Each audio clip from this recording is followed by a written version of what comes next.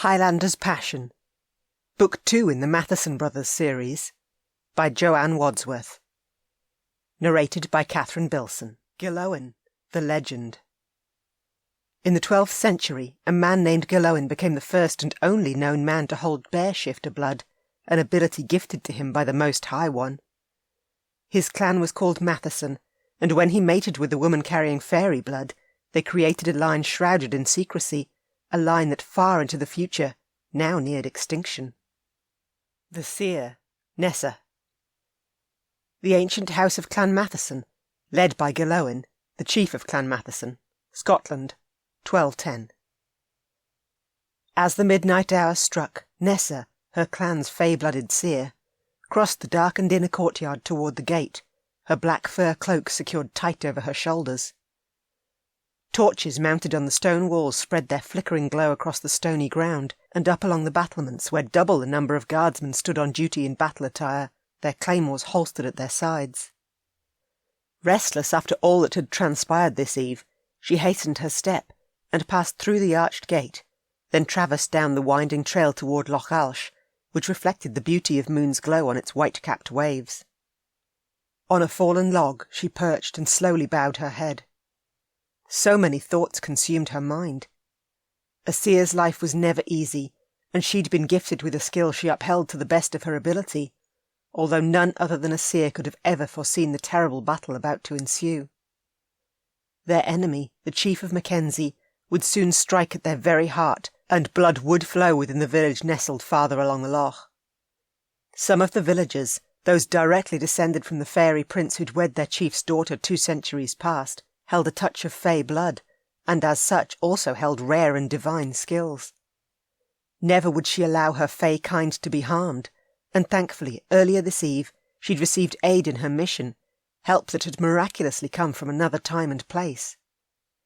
3 identical warrior brothers of immense strength, Ian, Finley and Kirk, had travelled through a portal from the future into her time, 3 men who could shift shape into the form of the bear.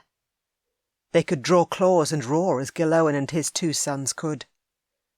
These 3 warriors, known as the Power of 3, had also arrived with Ian's mate, Isla, a fey-blooded shifter from the future, the daughter of Murdoch, her clan's chief and seer.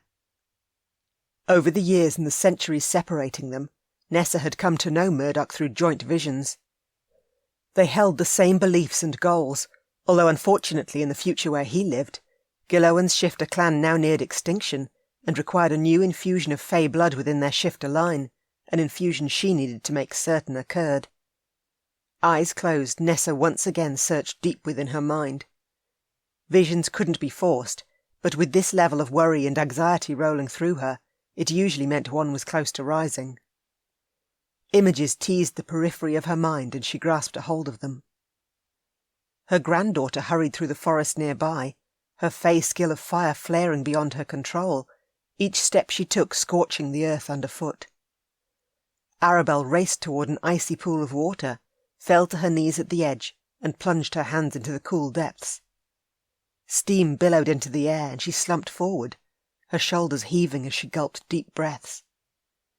Nessa's sight swirled again with another barrage of images, her second vision coming hard on the heels of her first. Finley, one of the 3 brothers who'd arrived from the future, jogged through the postern gate on the other side of the castle, then dropped to all fours, and in a sizzling display made the change. One massive bear with silky black fur lumbered into the woods, his beast restless as he pawed the ground, then rose up on his hind legs and roared. His thunderous growl stated his frustration, that he searched for his mate and he wouldn't leave this place until he'd found her. For 5 long years, Ian, Finley and Kirk had been searching for their chosen ones in the future. Ian had found Isla recently, but Finley and Kirk's search could only now truly begin, their women residing here in this time. Both brothers were now far closer to finding their mates than ever before, and all here wished to aid them. With care she returned her focus to Arabel. Her granddaughter still knelt at the pool's edge in a cloud of steam, a sense of loss and frustration rolling through her. "Why is this happening to me?" Arabel whispered into the dead of the night. "I've never lost control for no reason afore." Nessa would need to keep a close eye on Arabel. Not all was as it seemed, and that knowledge reverberated strongly through her. Aye, as she always would, she'd watch over each and every one of her kin, including the newcomers who'd arrived from the future. None of them need ever face their difficulties alone, not when she remained close by. The seer, Murdoch Matheson. Matheson Castle, led by Murdoch Matheson, the chief of Clan Matheson, a man with dual shifter fae blood, Scotland, current day. Alone in the misty moonlight, Murdoch Matheson paced the battlements overlooking the night-shrouded waters of Loch Alsh. Either side of the castle the forest stretched for miles upon miles, providing their shifter fae skilled clan, descended from Gillan's firstborn son's line, with the perfect level of isolation they needed from the rest of the world. As the seer and chief of his clan, he kept a constant eye on his daughter Isla, as well as the 3 warrior brothers known as the Power of 3, who'd travelled through time with her to the year 1210. His daughter now resided over 800 years in the past, and although he couldn't speak to her, he still sensed her closeness even over the wide chasm of time. So too Ian would never allow Isla far from his side, not now they'd finally found each other and completed their mated bond. Aye, what a mission they all now had ahead of them. Finley and Kirk now searched for their chosen ones, a mission of untold danger as the coming battle with the Mackenzie loomed. Hell, he desperately wished he could aid his kin in saving their fae people, although glad he was for Nessa. The seer of ancient times would watch over them all, of that he had no doubt. Gripping the thick stone crenellation, he brought Nessa's image to the forefront of his mind. Visions came as and when they pleased, but he sensed one was close. With his eyes closed, Nessa's image fully crystallized. She sat on a fallen log under a midnight moon before the very loch he too stood before, although so many centuries passed. Her head was bowed and a black fur cloak covered her shoulders, a vision cloaking her mind. At times, if the same vision assailed them, they could tap into each other's thoughts and speak across time. With focus he drew his attention on his ability and the vision Nessa was under. A half-mile from Nessa, a young woman with long blonde tresses knelt at the edge of an icy pool of water, her hands submerged within the cool depths and steam puffing into the air. A fire-wielder.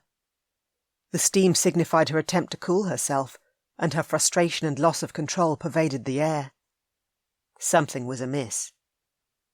He returned his focus to Nessa and whispered to her across time. "Nessa, I've caught images of the fire-wielder losing control of her skill. Who is she?" "Murdoch, 'tis good to speak to you again. The fire-wielder is my granddaughter Arabel. The lass rarely loses control of her skill, and only if her emotions swing too widely, although we've certainly experienced quite the upheaval this eve, with the arrival of the newcomers." "Is there anything more I can do to aid you?" "If there is, I shall let you know." The care and concern in her voice shimmered through. "Murdoch, Finley's bear rides him hard. He is desperate to find his mate."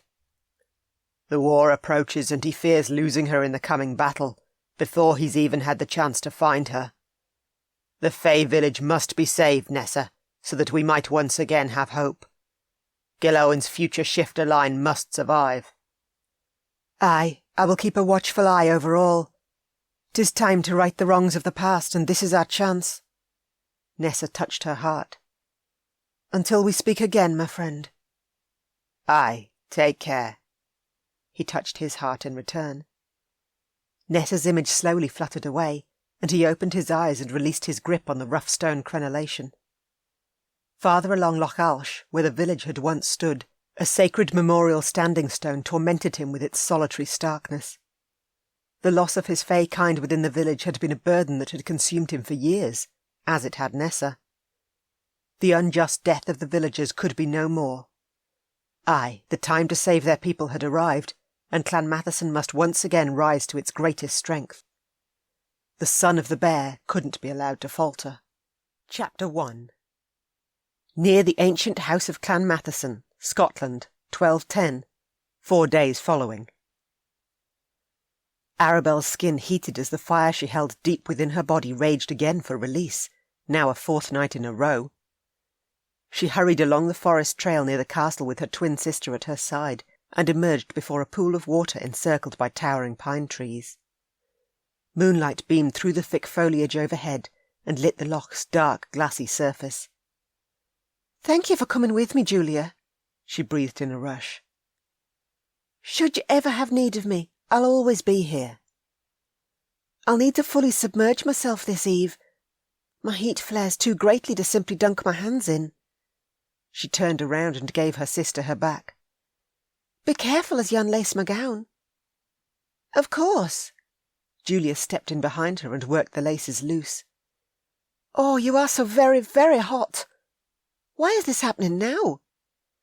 I wish I knew, as well as why my very soul aches as if I've lost someone important."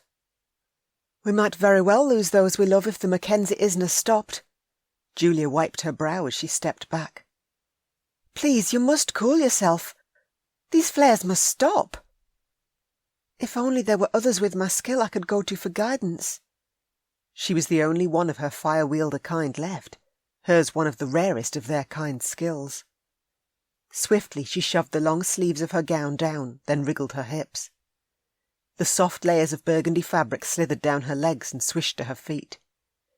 Grasping the folds of her ankle-length shift, she jumped out of the puddle of velvet and dashed across the damp, mossy ground, and scrambled onto a large boulder. The loch deep within the forest, small, private, and perfectly round, beckoned with the promise of its cool depths within and its ability to bring her heat back down.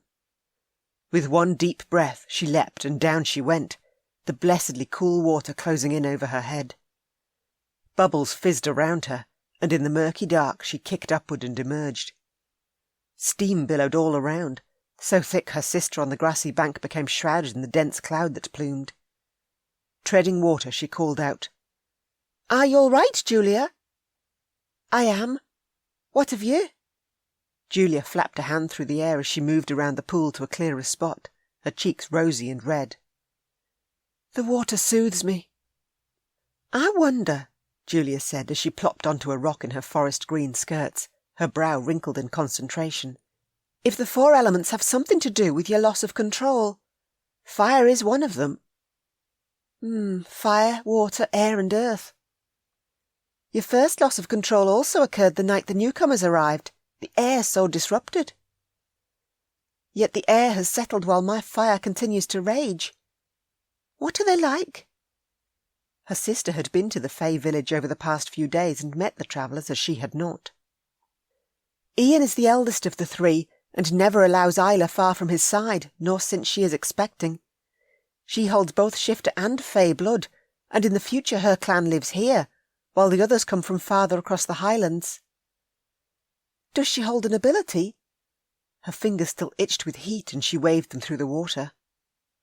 "One of the strongest, the skill to compel.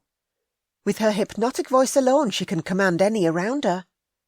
The last man at the village to hold that ability passed away 25 years ago. 'Tis wonderful to know it continues on. What of Finley and Kirk?" "They're causing quite the stir as they search for their mates. The lasses are all quite giddy with excitement, hoping they might be the one. So far no matches have been made." She leaned forward. "The warriors are identical in every way, and 'tis almost impossible to tell them apart." She could well understand the excitement. The mated bond was an all-consuming one any couple would wish for. "I hope they find their women soon." "So do—" Frowning, Julia rose and narrowed her gaze. "Something's wrong.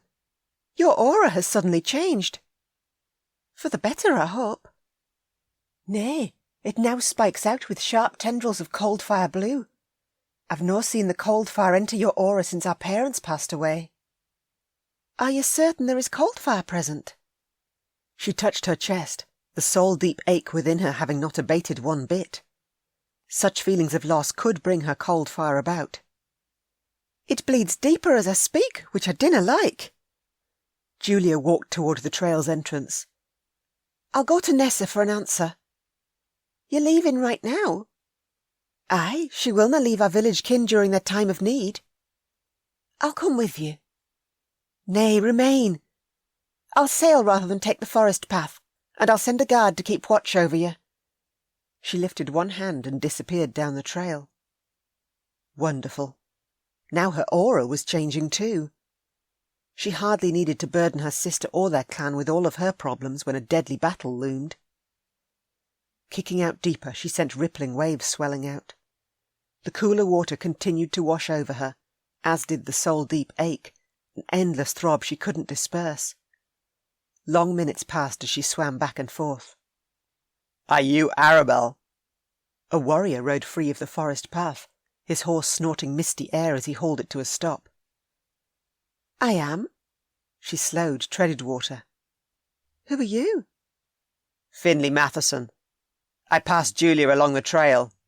She asked me to guard you, said your fire skill had flared." He dismounted in one easy and swift move. "There's really no need to stay. I'm fine." "How bad are these flares you're experiencing?" He slung his horse's reins over a low branch, knotted the leather, then strode toward her, his great plaid secured over his broad chest with a silver pin, and belted low at his waist with a leather girdle. Midnight black hair curled onto his shoulders, and his golden gaze met hers with unwavering intensity. He had the eyes of a shifter, just as Gillan and his sons, Kenneth and Ivan, did. So mesmerizing. "Naught that the cool water canna disperse." "I see." His biceps flexed as he palmed the hilt of his mighty sword. "I'm intrigued by your skill." "Julia wonders if the 4 elements of fire, water, air and earth are involved in the flares."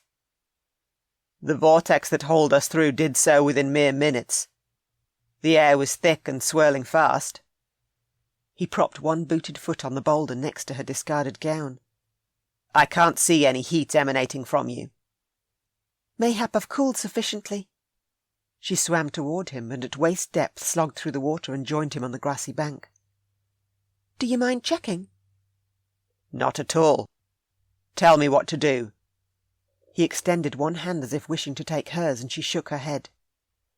"Nay, you must not touch me unless all is well."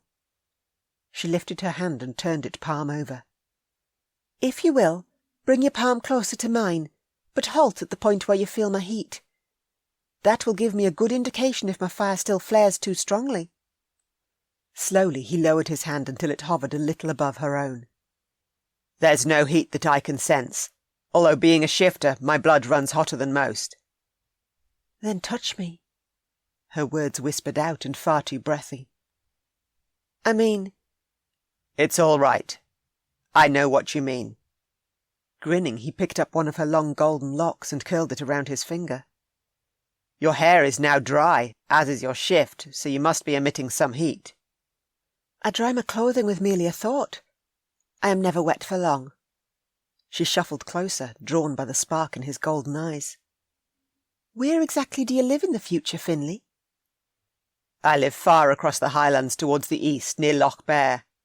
Ivan, Gillan's second-born son, weds Bethia and becomes chief of his own clan at Ivanson Castle. Bethia doesn't hold any fey blood, which is why Ivan's line is shifter alone, as Kenneth's is not. I'm one of Ivan's direct descendants." Eyes twinkling, he caught her hand and brought her palm to his cheek. You feel lovely and warm, just how you're supposed to." "Are you flirting with me?" Surprise took her. No man ever had. "Are you aware I'm here to find my chosen one?" He kissed her fingertips. "All the lasses are." A flare of heat pulsed from her, and she jerked back and broke their contact. "Oh, my apologies. Did I burn you?" "Not at all." He held out his hand for hers again. "Allow me to touch you." "'Tis best I return to the water." "Then if you're returning, so am I. That water looks heavenly." He kicked off his boots. "I've also got a very playful bear who longs for a dip. That's if you don't mind sharing that water." "You canna swim with me. I'm a fire wielder. Where there is fire, there is hot water." "I love hot water, or cold. It matters not." He knelt at the loch's edge and swept one hand through it.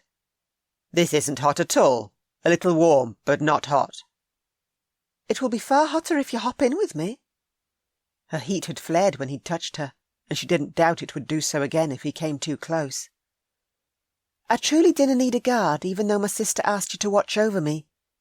Your brothers must surely need you." "I left them behind. I felt a desperate urge to return early. They'll be here first thing in the morning, so for tonight, or for however long you need me, I'm yours." "Your mate could right now be at the castle, and in remaining here with me, you might miss out on meeting her." She walked backward into the water, and a tiny puff of steam rose.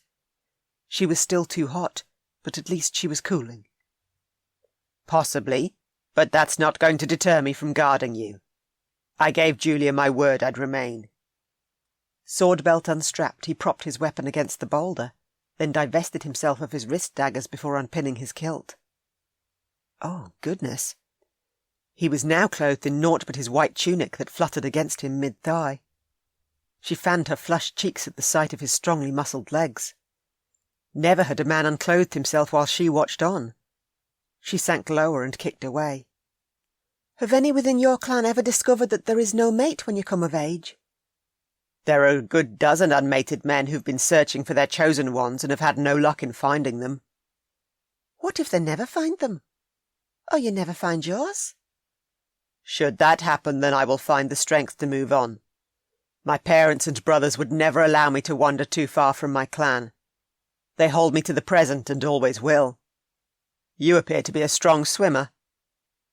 "I am." "Good, because my bear truly does wish to play, and you're the only possible playmate in sight. Catch me if you can." He dove and disappeared beneath the night-shrouded waters. Twirling around, she searched for his shadow within the loch. There wasn't even a ripple on the surface to mark his movement, or a bubble to prove he'd released even the tiniest mouthful of air. She hadn't played in the longest time, and even as dangerously alluring as he was, she couldn't help but dive after him. She kicked hard as she scoured the bottom of the loch for him. He had to be down here somewhere, and her lungs were near to bursting, so his surely must be too. Ah, there! A hazy streak of white. His tunic. That had to be him. She clamped a hand around his ankle, and he twisted around, his hair swirling about his face as he beamed at her. Then he wrapped his arms around her waist and kicked them both upward. They emerged in a burst of bubbles, and she gulped in air. "I didn't realise you intended to swim at the bottom of the pool." "I had to test your strength." He tightened his hold on her, kicking for them both. "You don't seem hot at all to me." "Hold on to me any longer and I will surely burn you." She slipped out of his arms, tossed her feet in the air and went under. As she kicked across to the far side of the pool, a heated wave rippled out from her. His touch had her emotions rising and her excitement building. Never had she played with a man in this way before. 'Twas delightful, naughty even. Under water she swam, then surfaced when she made the boulders bordering the far side.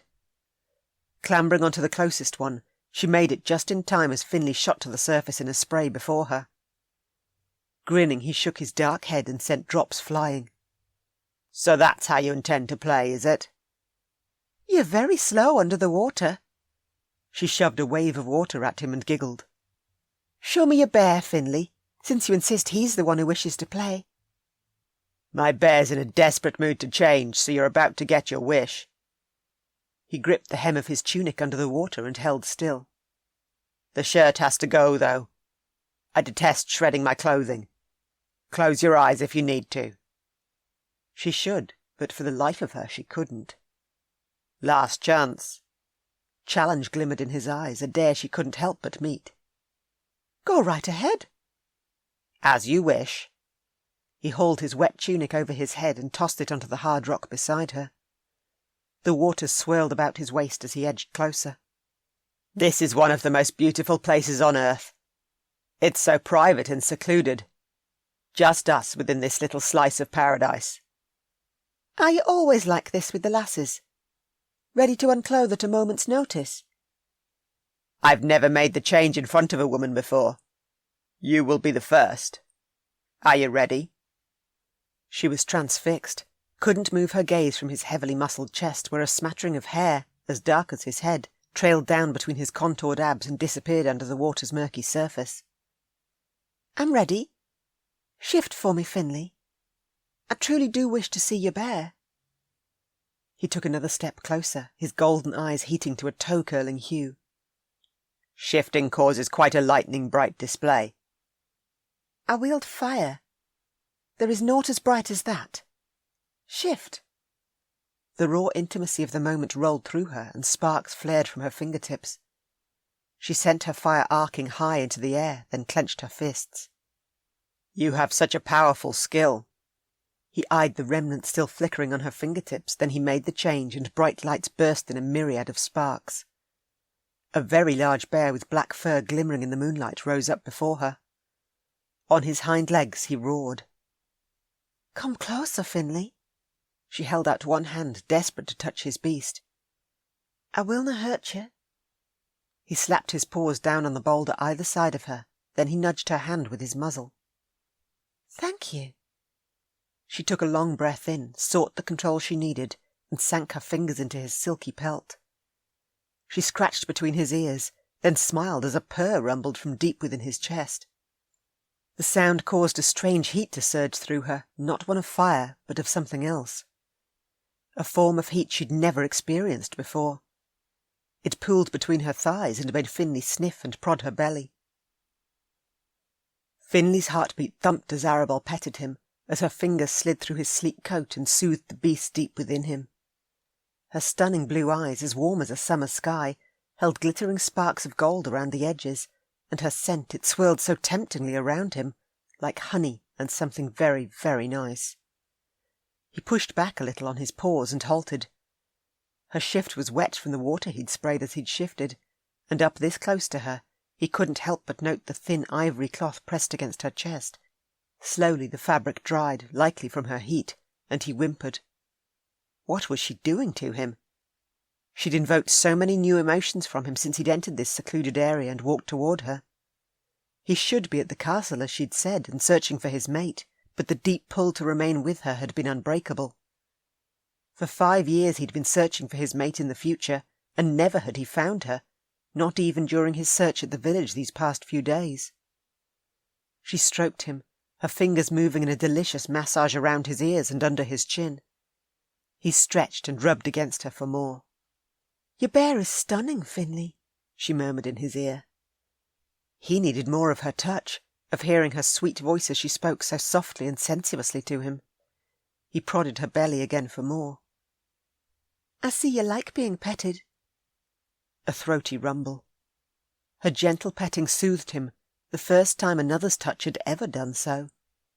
He lifted his body higher, and she rocked back, then wound her arms around his neck to keep from toppling off.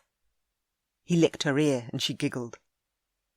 I canna believe how soft your pelt is. It feels like furry silk, all smooth and warm. You also feel incredibly big and strong. She touched the tip of her nose to his and smiled, so beautifully his heart missed a beat. There is something so very intriguing about you. She more than intrigued him, her long golden locks tumbling to her waist in charming disarray, and the moon's glow highlighting her high cheeks and luscious berry-red lips. Can you hear me at all, Finley?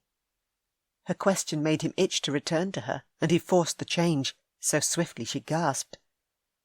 As a man once again, he looked deep into her eyes and said, I heard every word you uttered, my sweet. There isn't a chance I'm your sweet. She stroked one finger along his lower lip, her mouth lifting in a teasing smile. 'Tis a shame you're back. I was rather enjoying my chat with your bear. My bear adored your touch, as do I. You're definitely flirting with me. She picked up his wet shirt lying next to her and passed it to him. 'Tis best you change. He donned his shirt, then planted his hands on the rock either side of her to keep her caged close. I've never flirted, or shifted in front of a woman before. That is the truth.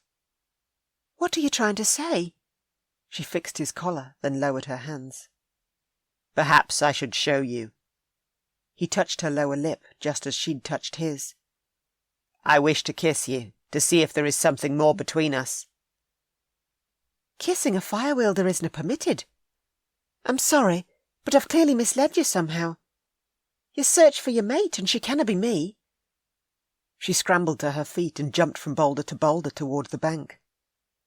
Why is kissing not permitted? He bounded through the water, hoisted himself onto the boulder in front of her and blocked her way. Take my hand. These rocks are slippery, and I won't have you fall and hurt yourself. Kissing isn't permitted because I would lose control of my skill, and in the worst possible way. She shooed him to move. I don't think so. He scooped her into his arms, then dipped his head and rubbed his cheek against hers. He coated her in his scent until it clung to her skin and hers clung to him. Aye, his bear demanded this nearness, and that he not let her go. He jumped onto the next boulder. Since my search for my mate began, I've been led in so many different directions, although whenever I've arrived at the place where my mate should be, there was never anyone about, except for the night of the last full moon. For the first time, I was actually driven toward this area. Then you received a clear signal she was here. She grasped his shirt front. Aye, and now I have the good fortune of holding you in my arms. I'm aware my mate is close, very close, that she might very well be you. That is impossible. She wriggled out of his arms and jumped onto the mossy bank. One can't argue with the mated bond, Arabel, not when it speaks to the very heart of the two who are soul-bound.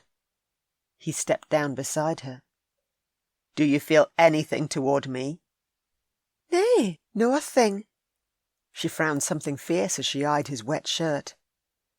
Allow me to dry you. She smoothed her heated palms over his shoulders and along his chest, then circling him, swished along his waist and legs. That is better. I wouldn't want you to catch a chill.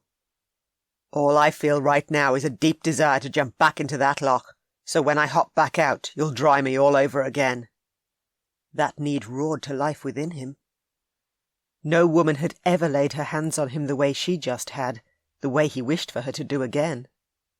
Her heated touch had been sheer perfection, soft and tender, not harming in the least. You fascinate me, Arabel. Gently he traced the delicate smattering of freckles across her nose and cheeks. Do I fascinate you at all? I... Confusion crossed her face. We need to leave. She hurried around the pool toward their clothes, snatched her burgundy gown from the ground and wriggled the velvet over her head. He followed, dressed and fastened his sword and daggers as she fumbled to gather the burgundy ribbons at her back.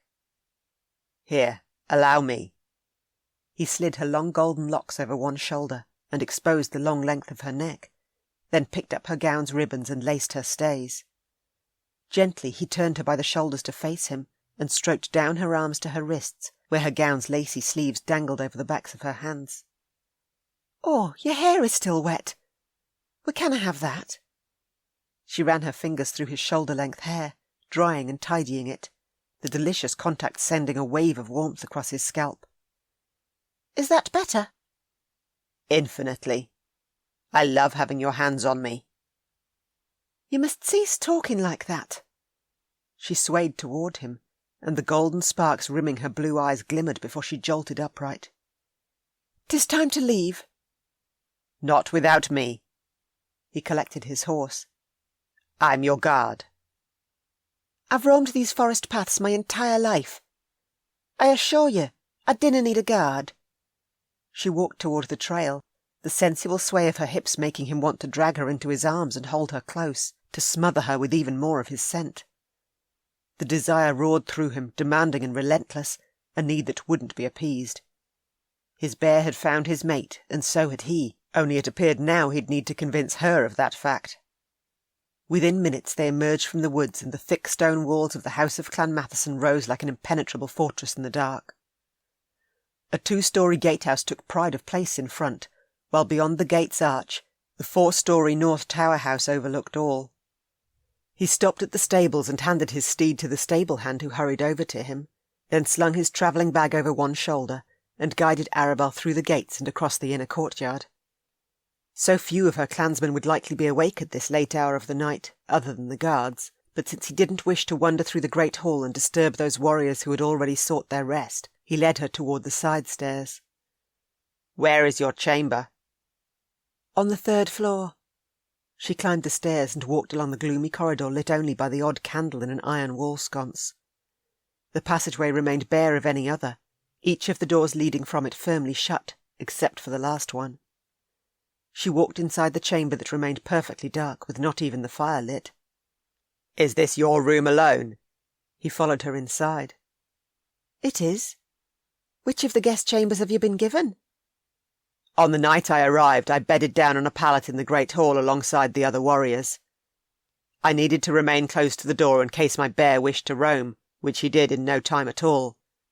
He's been antsy this past week." But not any more. His bear had settled with one gentle petting from her. The only woman who would be able to do that would be his mate. He set his bag down near the side table and faced her. "We were provided with all we'd need, and since I've arrived I've travelled light, as have my brothers and Isla." "If you wish, I can ask one of the maids to prepare a chamber for you." She brought fire forth to one fingertip and lit a candle in the corner stand. Its glow flickered over her queen-sized bed with its red velvet canopy sweeping down onto the polished wooden floors. "There's no need." He intended to stay right here where he could be close to her. "Would you like your fire lit and your chamber warmed?" "I can manage to light my own fire. Fire wielder, remember?" Grinning, she crossed to the window where a chilly breeze fluttered through and closed it. "I truly am fine now, my skill back under control. You can leave and be assured I'm well." "I can't leave you, not right now."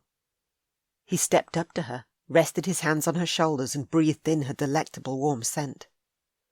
A gentle peace invaded his soul. Holding her soothed him. He wouldn't forget this moment, the one in which he'd most certainly found his mate.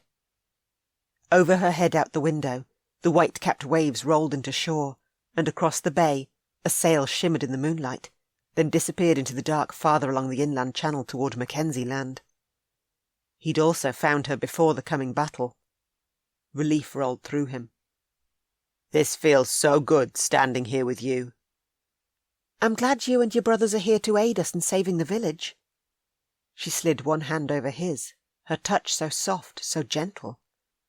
His bear purred deep inside him and demanded a closer touch. "Aye, and we won't leave until we have." "The village is so exposed on the tip, and will have so very little warning when the Mackenzie attacks. It is no help that this is a busy waterway and intersects with Loch Carron and Loch Earn."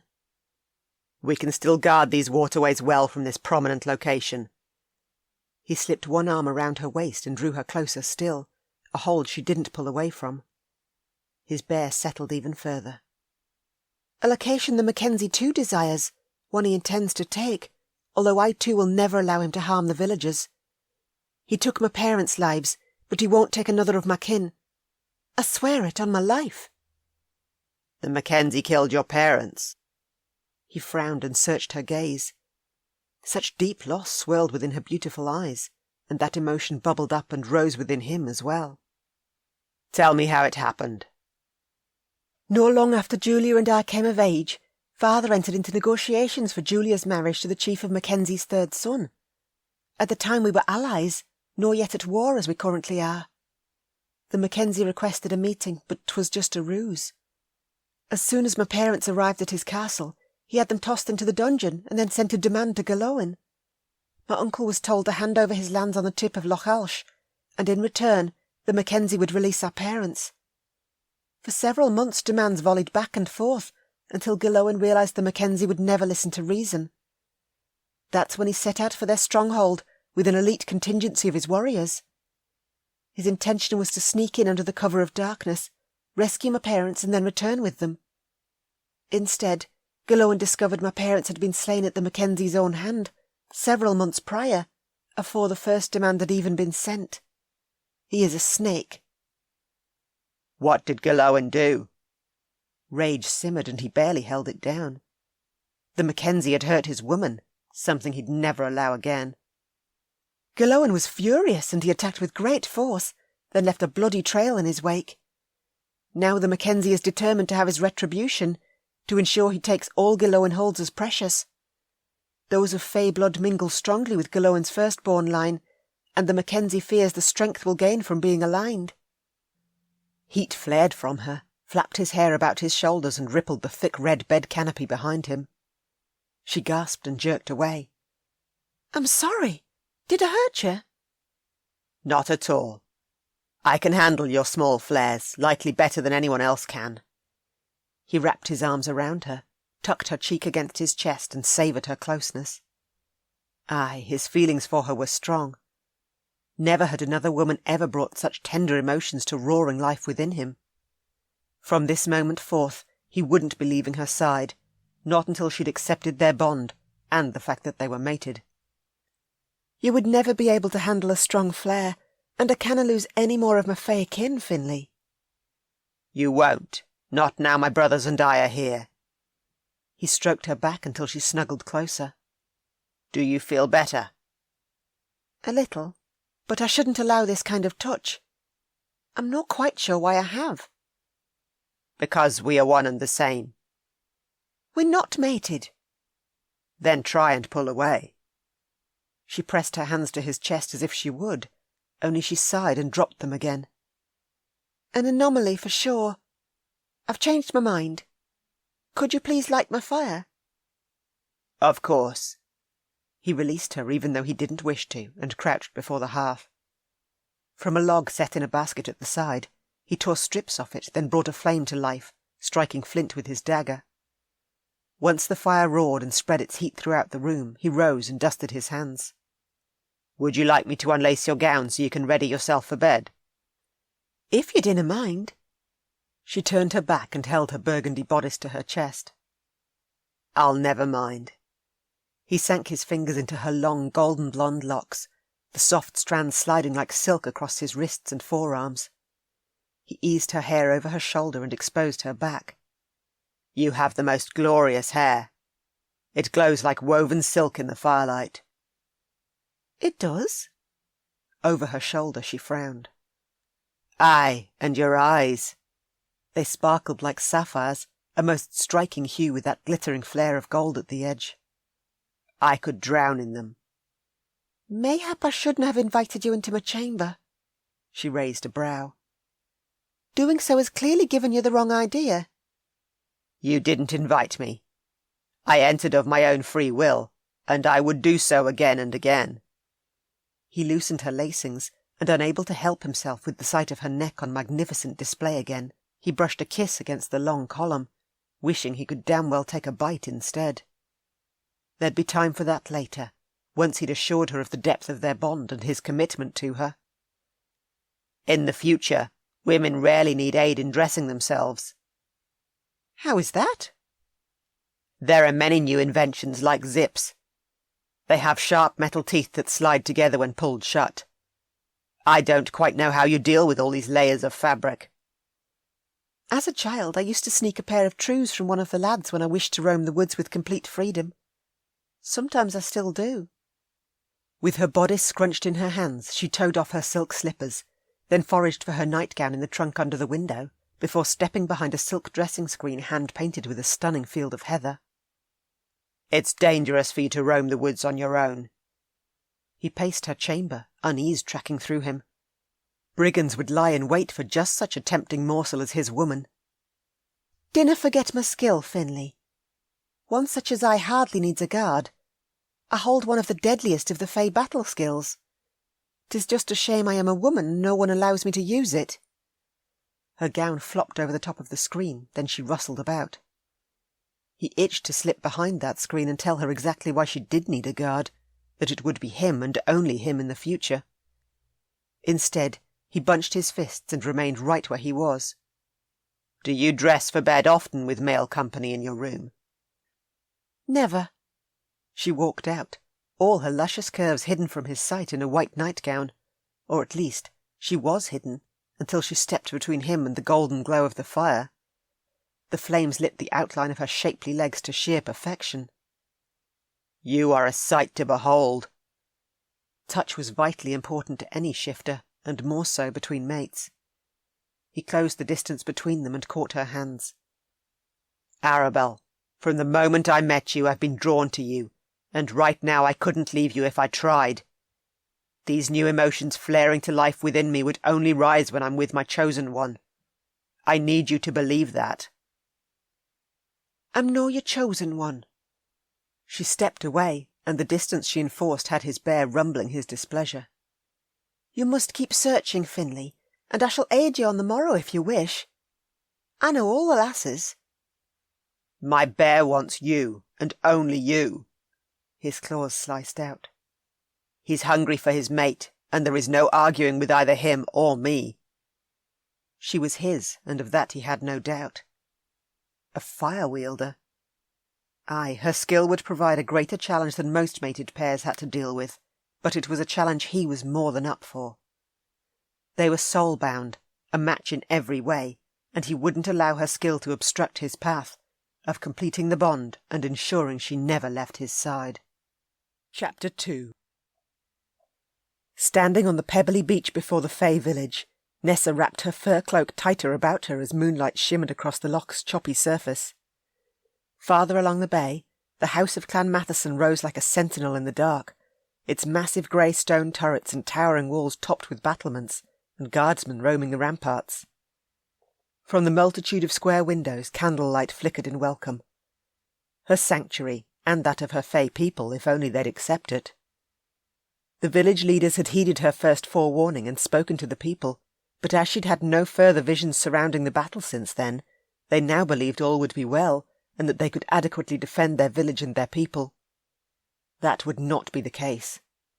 If only she could force a vision. "Mother!" Saoirse hurried through the gate in the high stone wall surrounding the village, her hands clasped in her thick blue woolen skirts.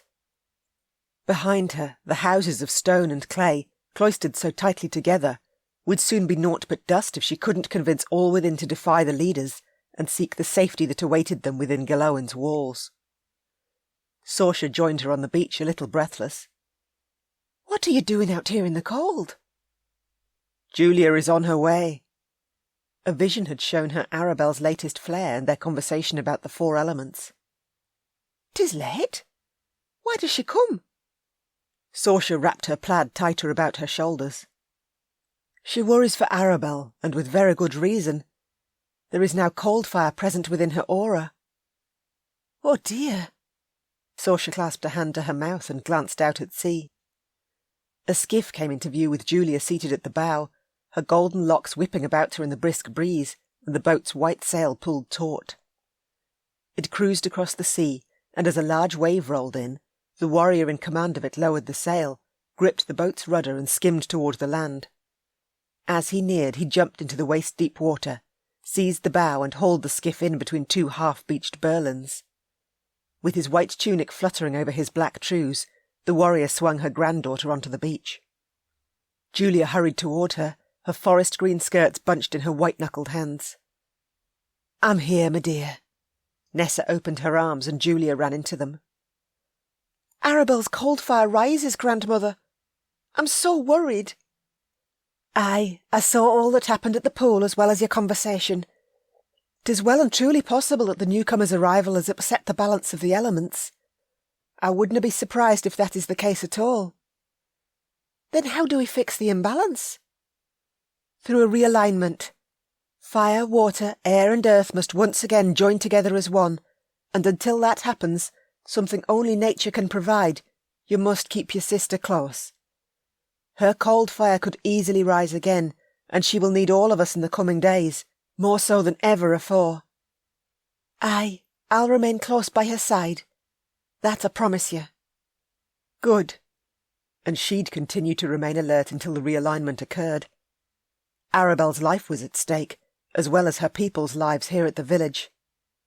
There was nothing she wouldn't do, not for any of them. Chapter 3. "You and your bear are clearly confused. We aren't mated."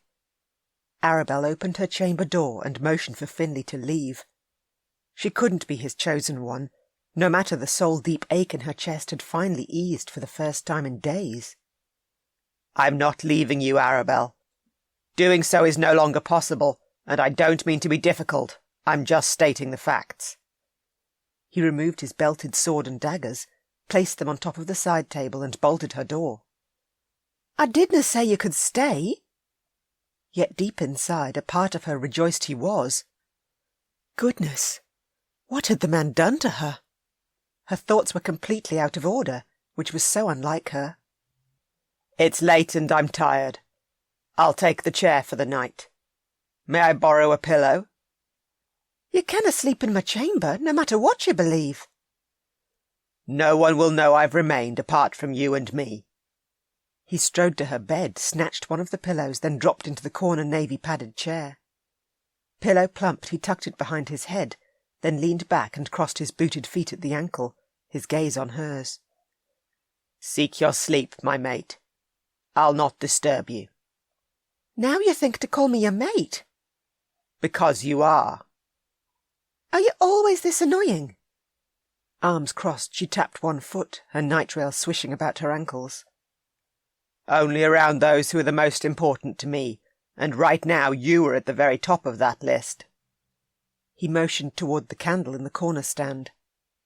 Don't forget to blow that out before you close your eyes. I'm a fire-wielder. Being mated to me would ensure your death, and nor just a pleasant one either. There would be a raging fire and scorching involved. Then hopefully we'll both learn how to keep your fire under control. When a fire-wielder lies with a man, he dies. She tapped her other foot. My skill is one of the rarest amongst the villagers, and the 6 fire-wielders who've come afore me have all passed, right after they wed and allowed an intimacy their skill forbid them. In the moment when they joined with their loved one, they killed them with their loss of control. Then in their grief they allowed their cold fire to consume them, to ice their blood and cease their heart from beating. After the passing of the last fire-wielder, the village leaders decreed that none with my skill could ever be allowed such an intimacy again, a decree I will gladly uphold. We'll find a way to get around your skill. He arched a brow rather challengingly. We're soul-bound, which means there is nothing we can't overcome if we truly wish to be together. He stood and pointed at the bed. Get in there now, or else I'll put you in there and join you. You clearly didn't listen to a word I just said. You're so frustrating. She huffed, blew out the candle and clambered in underneath her fur bedcovers, while Finley strode to her hearth and stared at the flames. The fire's glow flickered across his high cheeks and lit the shoulder-length ends of his midnight black hair, turning it a glorious sizzling blue. He was one of the most striking men she'd ever beheld, and it certainly didn't help that everything about him called to her, from his current fiery mood to the teasingly sensuous smile that had lifted his lips earlier at the loch. Aye, she was entranced by him, just as she shouldn't be. I canna sleep if you're going to stare at the fire all night, Finley. I've spoken the truth about the two of us being mated. I know the difference between how I felt being around you and every other lass I've ever known. There's no full moon. That was the only night when their senses could truly lead them to their chosen ones. So you must be mistaken. There's no mistake. I've been searching for you for 5 long years, which includes dozens of full moons, and I know you are mine. He gazed at her bed, his fingers twitching at his sides. I'm itching to join you, to hold you through the night. Already I can't stand this distance, and it's only a few feet. His words sent a shimmer of heat through her. Good grief, how annoying. You can stay right where you are. Or I could join you. I give you my word I'll do no more than hold you through the night. It would ease both our frustration. He kicked off his boots and sauntered closer, his move so like that of a bear on the prowl for a tasty treat. She should tell him to return to the chair, only the words wouldn't move past her lips. Instead, she watched wide-eyed as he rolled in under the covers and faced her. May I touch you, Arabel? You clearly have a death wish. No, my only wish has ever been to find my chosen one and never let her go. He stroked one hand over her hip, drew her a touch closer, until the blazing heat of his body stamped itself right into her. She couldn't turn away from his desire-filled eyes, didn't even have a chance to. Tell me more about you and your kin, Finley. What would you like to know? Whatever you wish to share. My parents are mated and my father is the chief of our clan. Of my 2 brothers, Ian is the eldest by a couple of minutes, and Kirk younger than me by the same length of time. We also share a brotherly bond that allows us to sense each other's emotions. You do? How incredible. Can you sense their emotions now? Ian's are the strongest, the most ecstatic, and I'd say he's abed with Isla. Oh dear, you can tell when he's... She pressed a hand to her mouth, her cheeks flushing with heat. What of Kirk? Kirk's curiosity is strong. He can sense my sudden contentment, since it's no doubt blasting down our line. He swept her golden hair back and exposed her neck. I'm also the most competitive of the three of us, as well as the most level-headed. You are hardly level-headed, nor when you wish to tangle with me. A low growl rumbled from his throat, and his claws sliced out. Your bear doesn't approve of my estimation. She fluffed her pillow and tucked it more securely under her head. Ignore my bear. Your bear is impossible to ignore. He's both sizable and pushy, as is the man. I haven't even begun to get pushy with you yet. He leaned closer, claws retracting as he touched his nose to hers. But when I do, you'll know, because I intend to enjoy a bite or two of you. Gillan was always biting Aunt Saoirse, and now Kenneth, her cousin and Gillan's firstborn son, had mated with Elizabeth, a good friend of hers from the village, and since that day her friend too had sported red marks on her neck. Love bites, Elizabeth had called them. Have you ever bitten a lass afore? She asked him. When a shifter bites his mate and his mate bites him, it is a mark of claim. It's also an aphrodisiac to both the giver and the receiver. His hungry gaze slid to her neck. The need to bite you is strong. An aphrodisiac? She stumbled over the unknown word. What exactly do you mean? Our bite excites sexual desire, which means we only ever bite our chosen ones. She smoothed her palm over her neck and her now throbbing pulse. Warmth rippled out from the spot and made her heat in places she had no wish to heat. Biting sounds barbaric. Would you like to see if it is?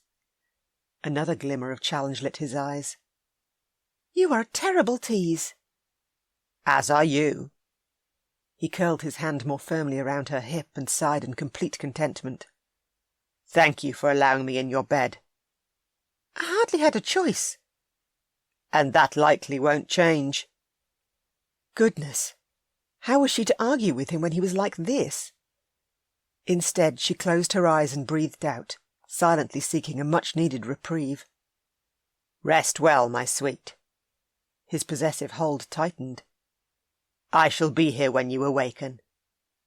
Since she couldn't argue with him, she allowed the dark to envelop her and slowly flitted towards sleep, his hold so heavenly warm. How frustrating! The early morning sunshine beamed through Arabel's narrow window and stirred her from her slumber far sooner than she wished. She stretched and burrowed her nose deeper into the covers, which had suddenly become more like firm flesh with a delicious pine and fresh water scent. She lifted one eyelid and gasped. Her legs were tangled with Finley's, and she lay half over top of him. She should move away, only her heat hadn't arisen at this very intimate contact when it should have. Unable to help herself, she spread her hand fully over his solid chest and revelled as his muscles flexed under her touch. He looked so rumpled and delicious with a raz of stubble on his jaw, and his black hair catching the morning light and gleaming like silk. "Finley?" she whispered. No answer. He slept soundly, his tunic gaping at the top and half off his shoulder. A stunning Celtic mark etched upon his bicep peeked out. She slid her hand under the fabric and eased his sleeve farther down his arm. With one finger she gently traced over the woven mark. So beautiful! Oh, and so was all the golden skin she'd exposed. She caressed his flesh, her heartbeat pounding as she did. 'Twas wonderful to touch him so freely. She leaned in, pressed her lips against the woven mark, then nibbled up and over his shoulder, toward the delectable-looking hollow where his shoulder met his neck. He tasted delicious, too, an intoxicating mix of hard man and smooth skin. She razzed her teeth back and forth over his flesh, then sucked his skin between her lips. Arabel. He spoke her name so softly, so sensually. Hell, I love the feel of your mouth on me. Do it. Do what? She murmured. I want your mark. His long black lashes swept up, and his golden gaze met hers, so smoulderingly hot. Then slowly, succinctly, he palmed the back of her head and brought her mouth back to his neck. Bite me, my sweet. There is nothing you need to be afraid of. I wasn't about to bite you. Drat it. There she went again, nibbling on his flesh. She needed to pull away, only everything within her cried out at the thought of stopping. Harder, he pushed. Don't deny me what I want. Beyond frustrated, she bit him, just as he'd asked, and the moment she released his skin, he flipped her over onto her back, buried his head at her neck, and pressed his entire body against hers. Every inch of him was aligned with every inch of her, and his manhood, so very hard and hot, dug into her belly. You make me lose my mind, she gasped. We must cease this nonsense. There is no stopping the mated bond when it takes form. He licked her skin right over her pounding pulse. My bear is raging at me, demanding I take you and make you ours. Wait. She gripped his shoulders, fingernails digging into his flesh. She wanted to push him away, but she couldn't, actually whimpered when she tried to. Demanding this bond will ensure your death, Finley, and I will never take the life of another, especially yours. You've given me a reason to live, not taken my life away. He tipped her head back farther, exposed her entire neck, and scraped his teeth back and forth over her flesh. Say I. I need to mark you as you just marked me, but I need your permission first. 'Tis sheer luck my fire has nor yet flared. Usually I canna handle this much touch with another. She shuddered in his arms, and heat rippled through her and pooled between her thighs, the wrong kind of heat. He breathed deep with one sensual grin. You smell like honey, one of my favourite treats. It's like liquid gold to my bear, and I could eat it by the tubful, just as I could eat you. I want to say aye, but there is too much danger in doing so.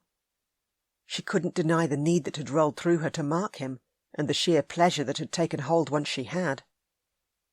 Those who are soul-bound to one another can't harm each other.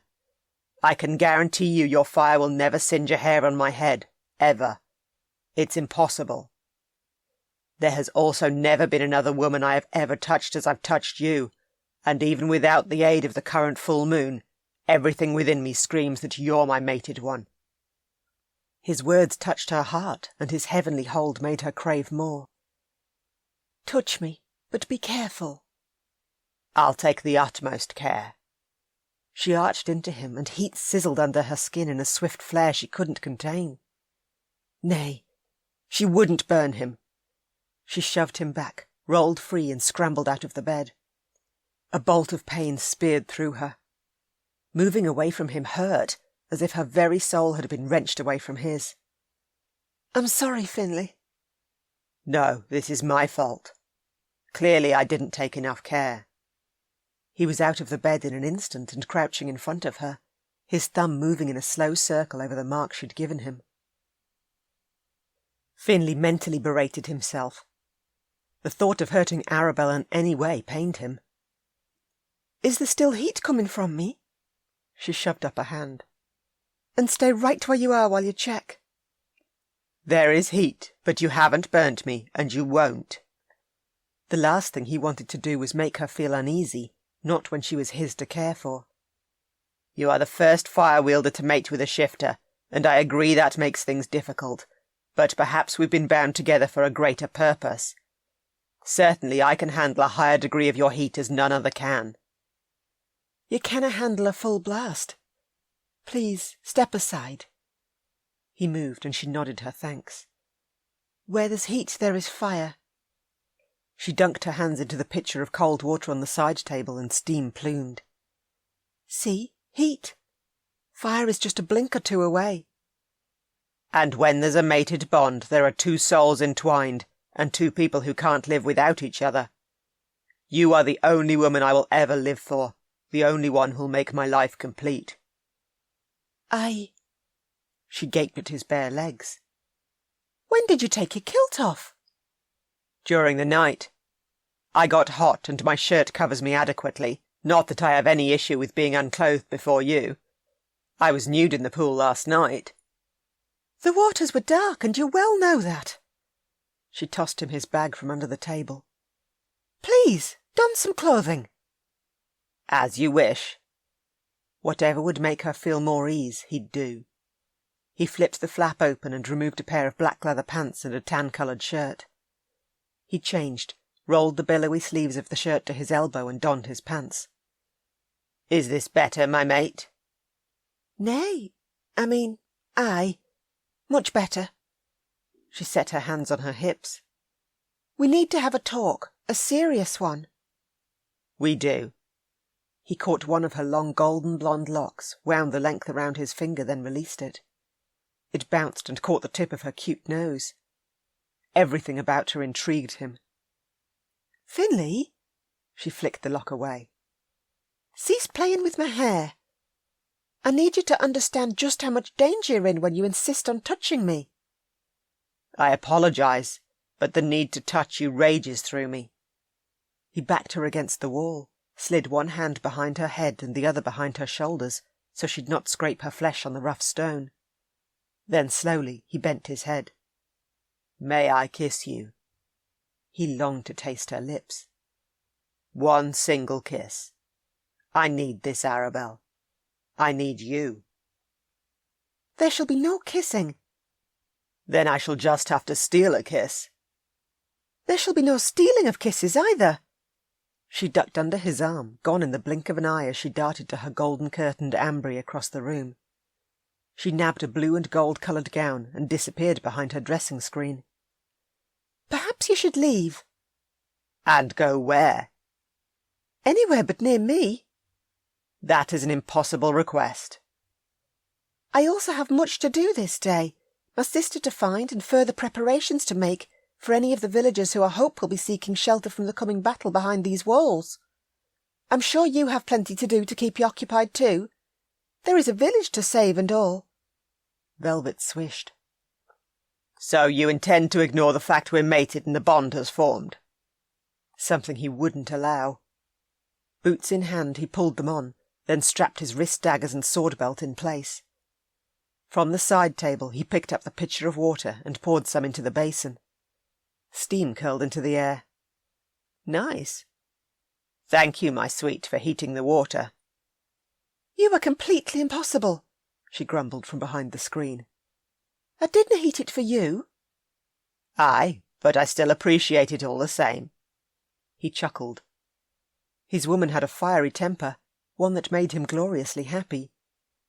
He'd always hoped his woman would be as feisty and strong-willed as he was, and she was no disappointment. With the bar of soap in hand, he built up a good lather, and before the looking-glass propped on the table, smeared the suds over his jaw. Dagger unsheathed, he gently ran the blade in one slow stroke from his ear to his chin, thankfully only nicking his skin the once. He sure missed the modern conveniences of his own time. Arabel strode out, a radiant vision in long layers of blue that matched her eyes to perfection. Even the gold lace at her wrists and along the hem of her full skirts matched the flecks in her eyes. Such a sight to behold. You look beautiful. Please watch what you're doing. If you slice your throat and bleed all over my floor, I will na be happy. She stepped in behind him, lifted his shoulder-length hair, her gaze meeting his in the glass. What are your intentions for this day? To find my brothers and Isla. I need to speak to Isla about those who've held your skill over the centuries. She's from Kenneth's line, and her clan live right here in the future. There is also little that passes her by. If there's a way to get around this intimacy issue of yours, I need to find it, and right now she's my best option. He pulled his collar to the side and exposed the mark she'd given him. I will, of course, inform them all I've found my chosen one. Careful with that blade. You're waving it all over the place. Allow me. She turned him by the shoulders to face her, pressed him down till his backside rested on the table, then held out her hand for his dagger. I'll shave you, otherwise we shall be here all day. I'd love to be here all day. I'm sure you would. Dagger, now. Aye, but take care. You seem to be in a fierce mood, one I've put you in, but still. He passed her his blade, cupped her hips, and held her steady between his spread legs. Do you shave men often? On occasion, if a warrior has been injured and requires aid. Turning his cheek with one finger, she held the blade nice and close to his skin and ran it in a smooth line down. Carefully she drew the dagger along the next portion under his chin and down his throat. Tell me more about the future, and why you are so terrible at shaving yourself. In the future we have electric shavers. They are a device which plugs into a power source called electricity, and when the shaver is turned on, the device has sharp metal rotating heads that slice the stubble off at the root. No soap and blade is necessary.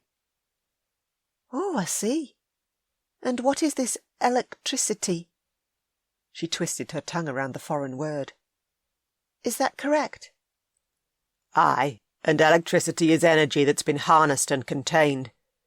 That's done in various ways, and then when the electricity is needed, the energy is dispersed and can do a multitude of things. Like bringing heat and light into a room, powering devices big and small, allowing communication between people all over the world, that sort of thing. That sounds far-fetched. Surely people cannot speak to each other all over the world. And please, dinna move. Each time you do, you run the risk of being cut. She ran the blade right under his nose. I wouldna wish to nick this beautiful mouth of yours. You find my mouth. Dinna speak either. She tapped his jaw shut and giggled.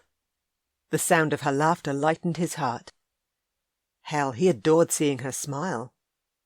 She continued to shave him, around his lips, then along the last stretch of his neck, and after she was done she dabbed his skin dry with the cloth. Take a look in the glass. What do you think? Observing his reflection, he patted his jawline and traced around his lips. You've done a better job than I ever could have. Wonderful. She picked up the fine bone comb on the table, brushed his hair until the dark strands curled around her fingers, then nodded. All done. My thanks. He wiped his blade clean, sheathed it at his wrist, then tucked his travelling bag out of the way next to her trunk under the window. Before the glass she combed her hair and secured her pale locks at each side with a silver pin. Done, she set it down and faced him. Are you ready to break your fast, Finley? Always. I'm hungry this morning, and for far more than breakfast. He caught her around the waist and drew her closer. I have a proposition. That sounds dangerous. She seized his biceps and held on. We really need to cease touching. Allow me one kiss before we leave. I've yet to taste your lips, and I fear I'll be overcome with the desire to do so, and at the worst possible time. He was quite serious. I've been searching for you for the longest time, and I can't seem to hold back any of my desires, which are growing rapidly the more time we spend together. It's also best we test your limits well away from your kin. That is a terrible proposition. Yet a glimmer of hope flared in her eyes. She wanted his kiss, and with a little nudge he might be able to claim one from her. We'll take things slowly. I promise you I will. This time I'll be far more careful. He caressed her sides, roamed down and scooped her bottom. Lifted higher, he pressed his hips against hers. Say aye. You are one very pushy bear. Is that an aye? One kiss. Then you shall see we are a terrible match, and hopefully head straight for the hills. Perfect. He'd take her agreement for a kiss, no matter how it was offered. Gently he carried her to the bed, and laid her across the soft brown fur bed covering, then nudged her knees apart, and with his legs between hers, sank down on top of her. I will never desire any other than you. Must we lie down for this kiss? She wriggled underneath him, her breath catching. Aye, that would be my preference. I feel too hot. She closed her eyes. And there are butterflies taking flight in my belly. Can we hurry and be done with this? We can, the moment you look at me. She opened her eyes and frowned. You are completely relentless. Because losing you is something I'll never survive, not now that I've finally found you. He lowered his head a touch and completed the trap. After this kiss, I want the right to sleep in your bed, each and every night. You are beyond relentless. If you need me to taper my needs back, just ask. As if you'd listen. She rolled her eyes and he chuckled. You are already coming to know me so well. Slowly he brushed his mouth over hers, her lips so achingly soft as he joined them together. Playfully he nipped her lower lip, sucked it into his mouth, then licked her tongue. He rubbed his body against hers until his scent surrounded her and hers enveloped him. I cannot believe we're kissing. Her breath whispered softly across his lips in a teasing caress he hungered for more of. A little more, Finley, please. She nibbled on his lips and he groaned, deep and throaty, before capturing her mouth and offering her the kiss she'd asked for. An intense need he couldn't resist flooded him. Arabel, I love how you feel underneath me, all soft curves and glorious heat. I shouldn't be allowing this. She squeezed her eyes shut, and when she opened them again, she gazed into his eyes. One more kiss, since I have no burnt you just yet. Do you feel the depth of need our bond demands? Aye, and 'tis most frustrating. She kissed him, a deep and devouring kiss that made his heartbeat pound, and hers flutter into a frenzy against his. This is bad, very bad. She nipped his earlobe before trailing her lips down his neck to the very spot where she'd bitten him earlier. She laved the mark she'd made, and he bent his head to her neck, trapping and keeping her locked in place. I give you my oath, Arabel. You will always have my protection, my absolute devotion and undying loyalty. Whatever you need, I intend to provide.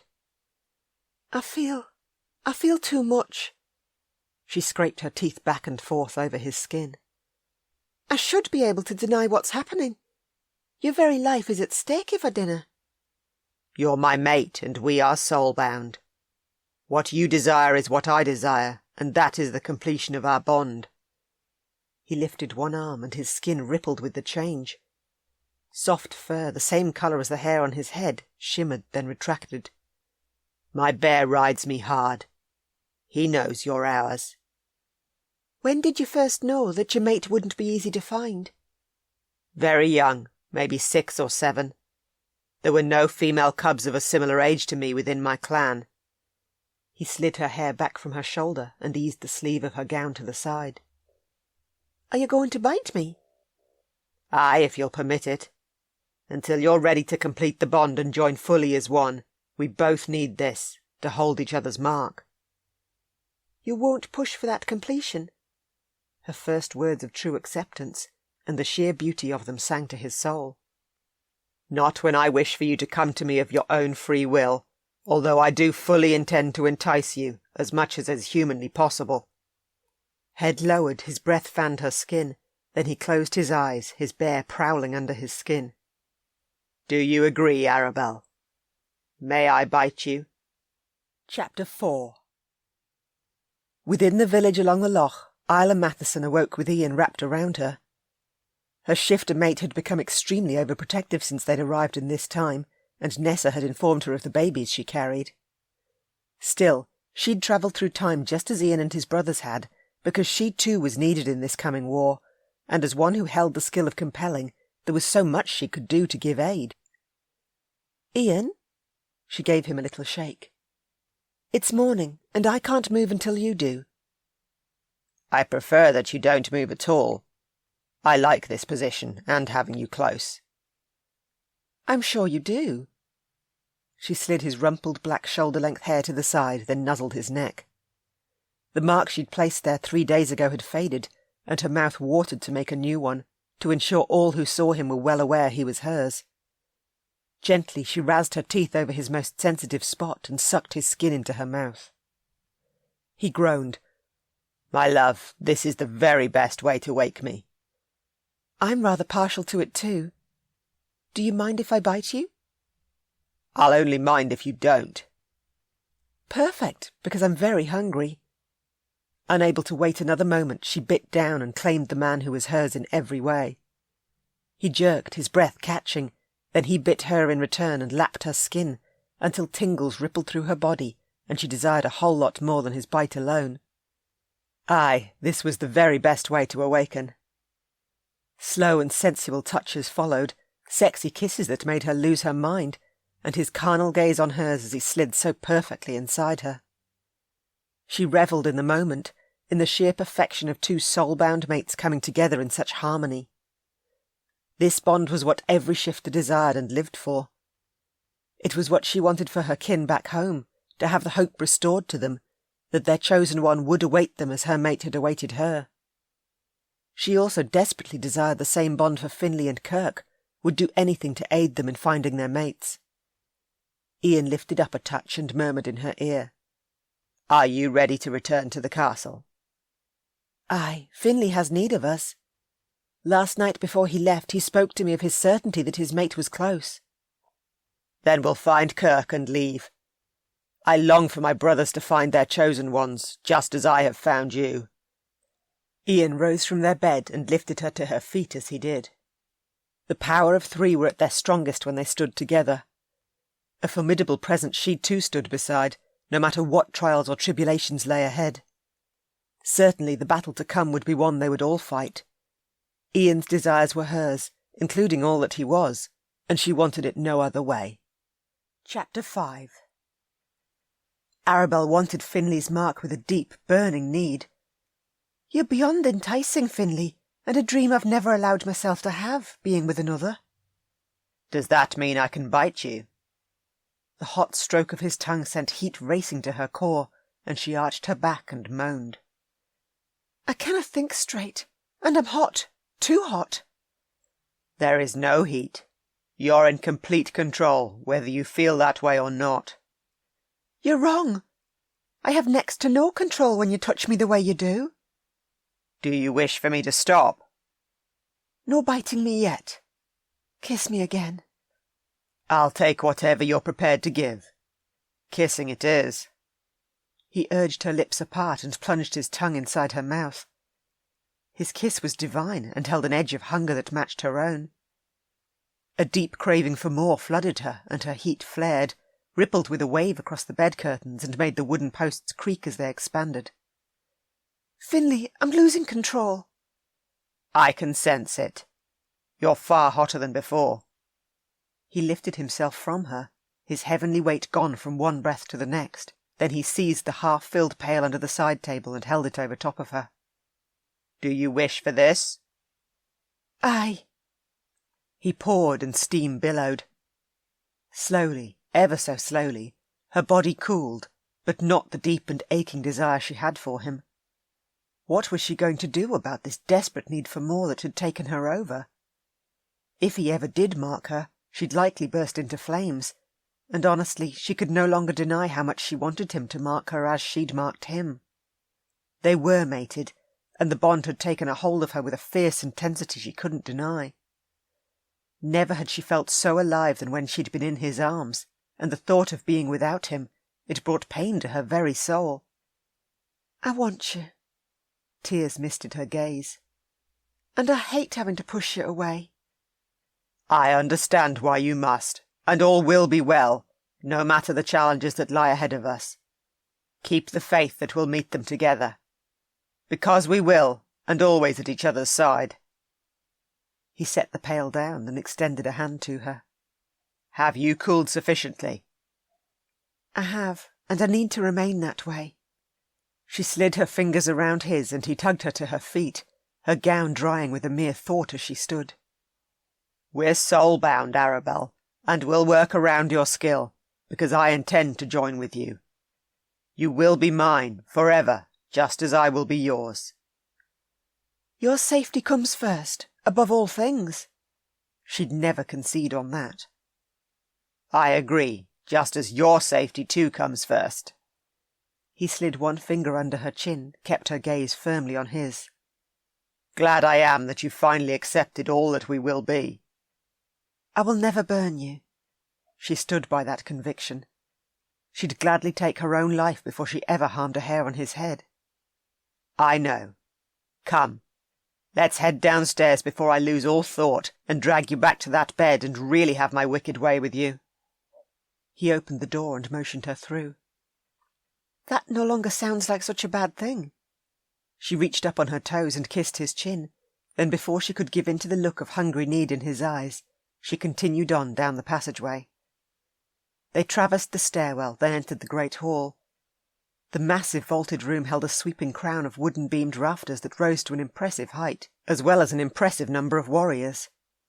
100 or more were seated at trestle tables stacked with platters of cooked meat, boiled eggs and bread, all of the men eating their fill as serving-maids bustled about offering bowls of hot oats and tankards of warm cider. At the back table, nearest the wide-arched stone fireplace where sparks flared and firelight shimmered across the hefty clan shield hanging over it, a good 40 MacDonald warriors, a score more than the day before, broke their fast. Since the Mackenzie too desired to take the chief of MacDonald's land on the Isle of Skye, the MacDonalds had banded together with them in order to fight their enemy as one. Certainly, the more warriors they had to defend this keep in the village, the better.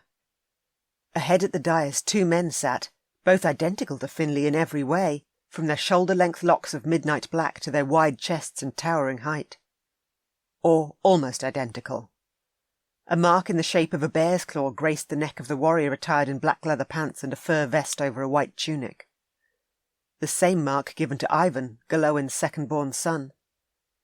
The singular claw mark gave proof Ivan's future line would be shifter alone, while Kenneth, Gillowen's first-born son, held the claw and star mark symbolising his dual shifter fae blood.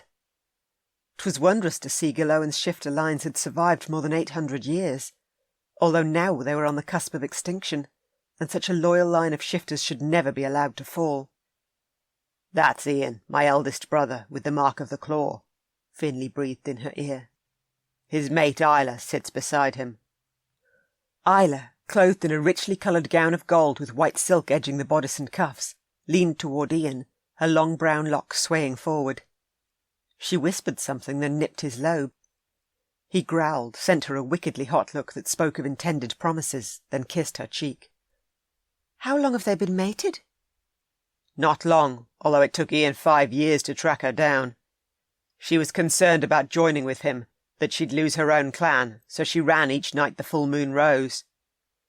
You would have heard the prophecy your grandmother first spoke of at Kenneth and Ivan's birth, right?"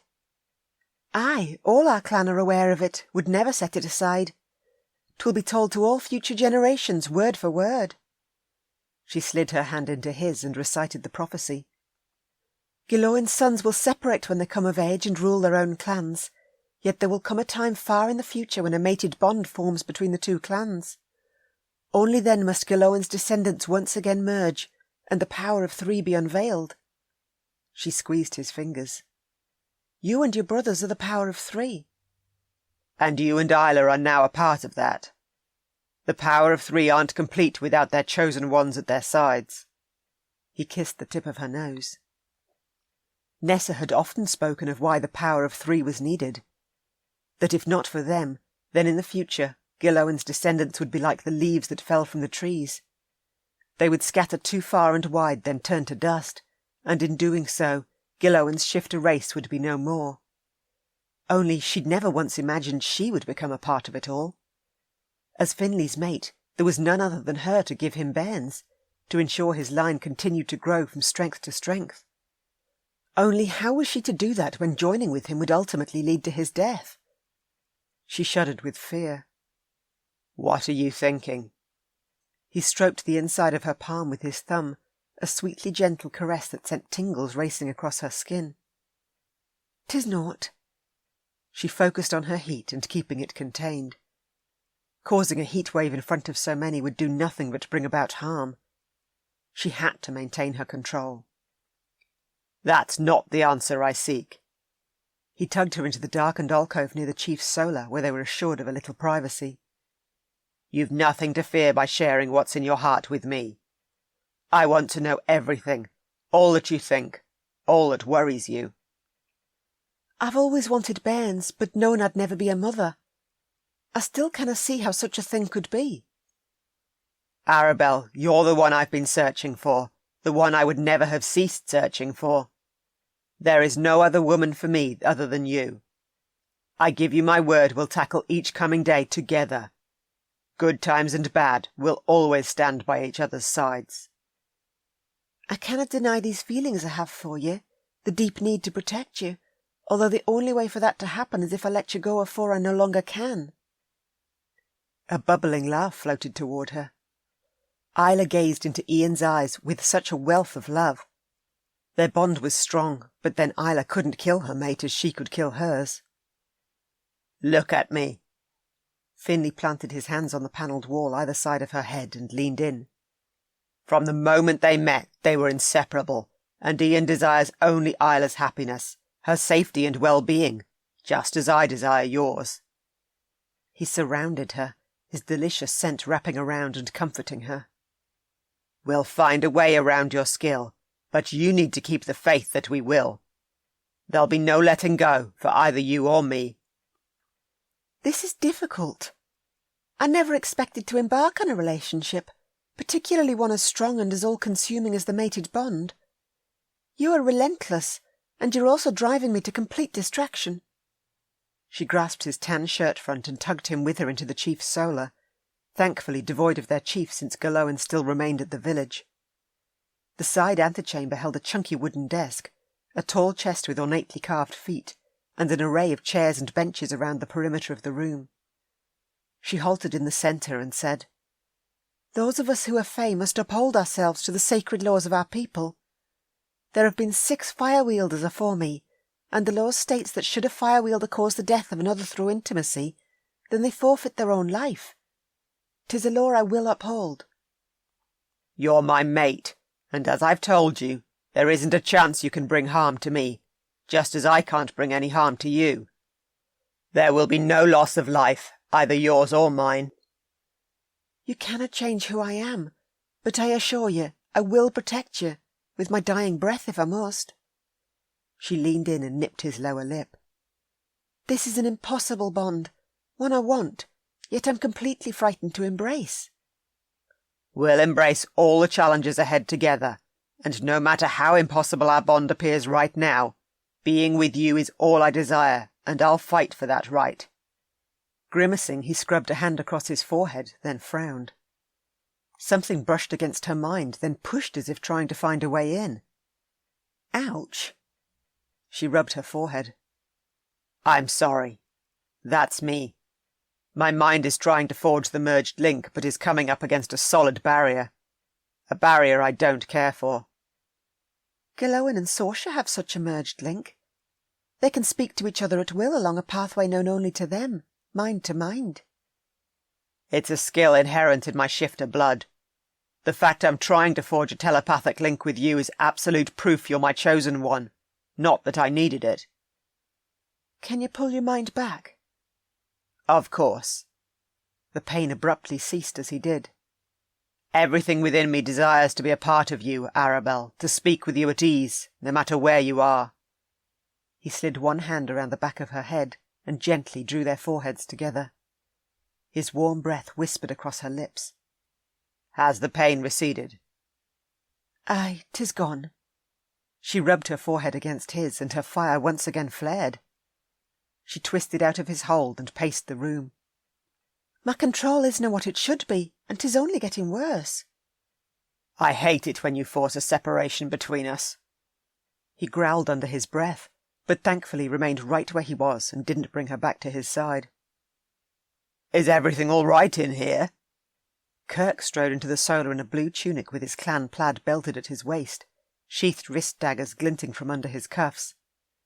He stopped before them, one hand resting on the hilt of his mighty sword as he eyed Finley. You and Julia seem to be having a rather intense conversation. This isn't Julia, but her sister Arabel. Finley stroked the mark she'd given him on his neck. Oh, my apologies, Arabel. Kirk glanced at her. I wasn't aware you and Julia were twins. She mentioned a sister, but not an identical twin. 'Tis quite all right. My clansmen mistake us from time to time, as I imagine your kin do with you and your brothers. Constantly. It's a never-ending issue. He crossed to the corner-padded chair, sat and eyed Finley. Last night and this morning I've sensed waves of both contentment and frustration emanating from you. What's going on? I'd like to know the same. Ian walked in with Isla at his side and closed the door behind them. He trod to the desk, moved the quill and ink bottle and perched on the front edge. It's near impossible to focus with your constant mood changes, Finley, and I need an answer. Then to explain, allow me to introduce you all to my mate. Finley caught her hand. Arabel is Julia's sister and Nessa's granddaughter. She also holds the fae skill of fire. You're a fire wielder? Isla clutched one hand to her mouth. Fire truly comes forth from your fingertips. Aye, it does. She tugged free from Finley and crossed to the open window overlooking the inner courtyard. The morning sun beamed through and played over the stack of wood set neatly to the side of the fireplace. She needed to expend this excess of heat roaring through her. She walked to the hearth and lowered to her haunches, her sapphire skirts settling about her. Swiftly she brought her fire forth, and it licked over the wood and chased up the flue. That's incredible. Awe crossed Ian's face. Her fire is incredible, but it's also very deadly. Compassion filled Isla's eyes as she looked at her. There have only ever been 7 fire-wielders born, and the rare and deadly skill is the only one to ever die out amongst the fae. Only 7? Are you sure? The news sent a shockwave spearing through Arabel, one she couldn't halt. The sudden chill of it penetrated her from the inside out, and her cold fire roared to life. I'm certain, and any form of intimacy isn't permitted for a fire-wielder. No, that I won't accept. Finley planted his hands on his hips. There must be a way to get around her skill. I agree. Ian tapped the desk, his gaze narrowed. The mated bond wouldn't have formed between Finley and Arabel otherwise. They are a match in every way, even though it doesn't appear it. I feel cold, very cold. Arabel shivered. Feeling cold was one of the worst signs for one with her skill. Excessive cold fire, when it generated within a fire-wielder, could take over and kill them from within with its blaze of cold. She rubbed her arms, focused fully on her skill, and drew her fire's heat through her in an attempt to curb the cold fire. 'Twas tricky to get the balance just right and not overexpose herself to her own heat. She must maintain what was required to keep her body and blood warm, but not send her hot fire racing through her. Eyes squeezed shut, she attempted to gain back the control she'd lost by the rapid heaving of her emotions. A little hot fire at a time, enough to ground her as she permitted its internal release. What's happening? Finley crouched in front of her. No! Leave her be. Isla seized his arm and pulled him back to his feet. Finley, you can't touch her right now. Her cold fire roars and could take her life. See how she shivers as if with a chill. That is the sign a fire-wielder is consumed by their cold fire. I've read about it in my clan's history books. Another surge of cold fire rose and iced Arabel's fingers and toes. She shook, her lips pinched tight together as she stood once again and faced her mate. It is as Isla says. When emotions of grief or loss flare too strongly within me, then I'm susceptible to certain dangers. Only me. You need no fear for your own life or those around you when my cold fire rears. At least her cold fire couldn't seep from her as the blazing heat of her hot fire could. She nodded at Isla. Do you hold any information on the last fire-wielder? It's said she passed away during the battle at the village on June the 11th. Tears filled Isla's eyes and she leaned against Ian's side. At least that piece of history we can change. We'll be changing a hell of a lot more than that. Finley let out a fierce growl and clenched his fists. His pain and desperation to change what he couldn't tore at her heart. This destructive path he'd embarked on had to change, and she'd ensure it, whether he wished it or not. Isla, she glanced at the woman, as one of my fae kind, you must uphold the sacred laws of our people, and as such there is something I must ask of you, that I require of your skill. anything. I canna see a resolution to our problem. Finley and I might be mated, but 'tis a dangerous bond to allow to take. You must compel him to forget me, his brothers too, since they appear to stand as one, and if you choose not to, then I willna tend to this cold fire which still consumes me. I certainly willna be the one to kill my mate, which would happen in only a matter of time since he is so insistent on joining and completing the bond. Killing him isna an option. She'd been a fool to believe she could be different from the 6 fire-wielders before her, that it might be possible to have it all, or to at least try and see what would happen. Damn it, Arabel! Thumping his chest, Finley glared at her. He was close, too close, but at least he wasn't touching her. You are not dying on the 11th during the battle, or here this very day. Nor are you having me compelled to forget you. You are my mate, and I'll never let you go. We'll make sure you don't lose her, Finley. Kirk grasped Finley's arm. We'll keep her safe, all of us, and you too. Finley. She desperately wished to touch him, but since this might be her only chance to ensure his safety, she had to take it. I canna burn you, and I have come far too close to doing so already. History has decreed our future, and 'tis unchangeable. You need to accept what will be, and live as your destiny has proclaimed. You're here to save my fae people in the battle, not me, the last of the fire-wielders. You cannot allow your future shifter clan to fall into extinction. That is where there is hope, not here between us. I have no intention of living without you.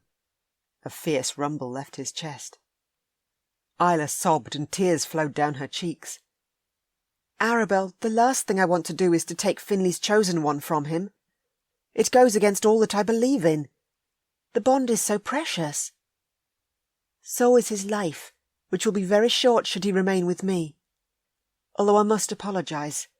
I've asked you to do something which is unfair. I see that now. The choice to end what is between us will be mine, and mine alone. She would gladly give up her life so he could have his. Another wave of cold fire swept through her. The searing cold iced her blood, and numb, she shook and fell to her knees. Her heartbeat faltered, lost a beat, and made her gasp for breath. Arabel, no! Finley dropped down beside her, a mere breath away, his anguish tearing through him and her in turn. Look at me, my sweet. Don't leave me, he pleaded. If you die, then I die. Nessa canna save the villagers on her own. She needs the power of 3. She lifted one trembling hand to cup his cheek, and he jerked back, raw pain slicing across his face as he was forced to do so. Mated ones dinna kill each other. You canna ask me to take your life, because that is surely what will happen. You have to believe in us, and hold the hope all will be well. There's nothing we can't do if we tackle our issues together. You believe in the impossible. And she couldn't, not when his very life hung in the balance. Another wave of loss struck her, and her cold fire continued to consume her. She slumped onto the ground, her pulse so weak and her breathing so laboured. He rose to his feet and shot a look at Isla. I can't watch her die, and if she lives, at least I'll still have some hope that an answer can be found. Compel us as she's asked. Are you sure? There is no other choice. Just make sure my woman warms herself, and don't let her out of your sight until she has. Keep her safe on the 11th. No one harms her. I'll make sure of it. Isla grasped his shoulder and glanced between the 3 men. Are you all sure? Aye, Ian said as he moved to stand by Finley's side. If Arabel believes that taking her own life is acceptable, then we'll need more time to change her mind, which will be up to you since we'll have no clue what's going on. Compel us. Kirk too nodded and stepped in beside Finley. That goes for me as well. Do what you must, Isla. I trust you. I'll do all I can. Her sweetly hypnotic voice rose and flowed through the room. Finley, Ian and Kirk, remain perfectly still and listen to me well. Julia has a twin named Arabel. You'll not recall you've met Arabel before this moment, although you will remain very aware of her deadly skill and the need to take care around her should you come into contact with her. You'll not ponder or think about her overly much. She is no one to you, no more than another woman who resides here within this keep. She is no one of interest or importance, no one to draw too much of your curiosity. You will also not see or acknowledge the mated mark on Finley's neck. It will be as if gone. Do you hear and understand me?" "Aye," all three men said, their dazed gazes focused on her. "Good." She looked deep into Finley's eyes and murmured, "I'm sorry, Finley, but no matter how many times you might meet Arabel while we're here in this time, each instance will be as if the first and all other times shall be forgotten." Isla knelt next to Arabel before the fire. "Is there anything more you need me to add which I might have forgotten?" "Nay, you've covered it all, and I thank you for your aid." "Then correct your cold fire while I'm watching. I won't release Finley and his brothers from my command until you're back under control." "Of course." Eyes closed, she focused fully on herself and sent small tendrils of her fire's heat back through her body. Her blood slowly warmed and her control returned, little by little. It took several minutes, but once done, heat flushed her cheeks and warmed her fingertips. She lifted her lashes, rose from the ground and nodded at Isla. "'Tis done. I wish I hadn't had to do as you asked, but I'll give you fair warning. You must hold the hope as Finley has asked. Together we'll do all we can to search for a way for the two of you to be together." Isla hugged her. "You are my sister, and I will care for you, just as I care for my mate and his brothers. Finley lives, and I live. That is all I can hope for right now, but I too will search for an answer, and if there is one, I will grab a hold of it. But if not, then your compelling command on him remains. I will not take his life." Grief consumed her, beat at her. To keep her cold fire from returning, she snuck her arms around Finley's waist where he stood so perfectly still. She nuzzled his neck right over the mark she'd given him, his heavenly scent wrapping around and comforting her. "I will miss you," she murmured against his flesh. "You are my mate and always will be. I'm sorry I forced your hand just now, but there truly was no other choice. You must live and fulfill your destiny. That is all that is important, that the villagers live." A shuddering breath left his lips. "You need to go, Arabel." Isla squeezed her arm. "No one has ever broken my compelling command yet, but if anyone could, it would be a man who just had his chosen one taken from him." "Of course." She stepped away and Finley swayed toward her. Heart-shattering, she turned and left. Chapter 6. Matheson Castle, Scotland, current day. Murdoch Matheson gripped the stone windowsill of his solar on the second floor overlooking the inner courtyard, a fierce vision assailing him. He couldn't speak to his daughter, but as a seer he saw Isla all the same. She'd compelled Finley and his brothers and separated the mated pair. His heart ached for Finley and Arabel and the desperately difficult path they would now tread. Finley would forever feel incomplete, and Murdoch knew the feeling well. He'd lost his wife from cancer only a week following Isla's birth. She'd given up her life so their daughter could have hers, and her fierce love and devotion for their child had humbled him. Ever since that day, he'd done his best to honour his wife's request of him, to give Isla all the love that she would have given her. And if not for that promise he'd made, he would have gladly taken his own life in order to be with his chosen one. His life was a slow death without his mate, as Finley's would now be. "Murdoch?" Nessa's voice jerked his vision toward her. The wise seer of ancient times stood within the Fae village along the loch, right near the centre well draped in ivy. She wore an elegant olive gown with lacy white sleeves fluttering over her wrists, her red hair wisped with grey coiled high atop her head. "I see you, Nessa." "Did you see as I saw? Isla has compelled Finley and his brothers. I didna know Finley and Arabel were mated until this moment, although I have no seen my granddaughter's death occur at the coming battle, as Isla mentioned was recorded in history. Of course, I dinna always see all." "I never saw my wife's passing either." And for that he'd been most grateful. It would have been sheer hell to know the day and time he would have lost her. We won't let Arabel die. She's the first with her skill to mate with a shifter, and that gives me hope a resolution might be found. Aye, and the mated bond wouldn't have formed between Finley and Arabel unless they were a match in every way. I agree. There is still hope. Together we'll watch over them both. We shall. I certainly will ne'er allow my granddaughter to lose her mated one. A spark of determination flickered in her eyes. Until the next time, my friend. Aye, the next time.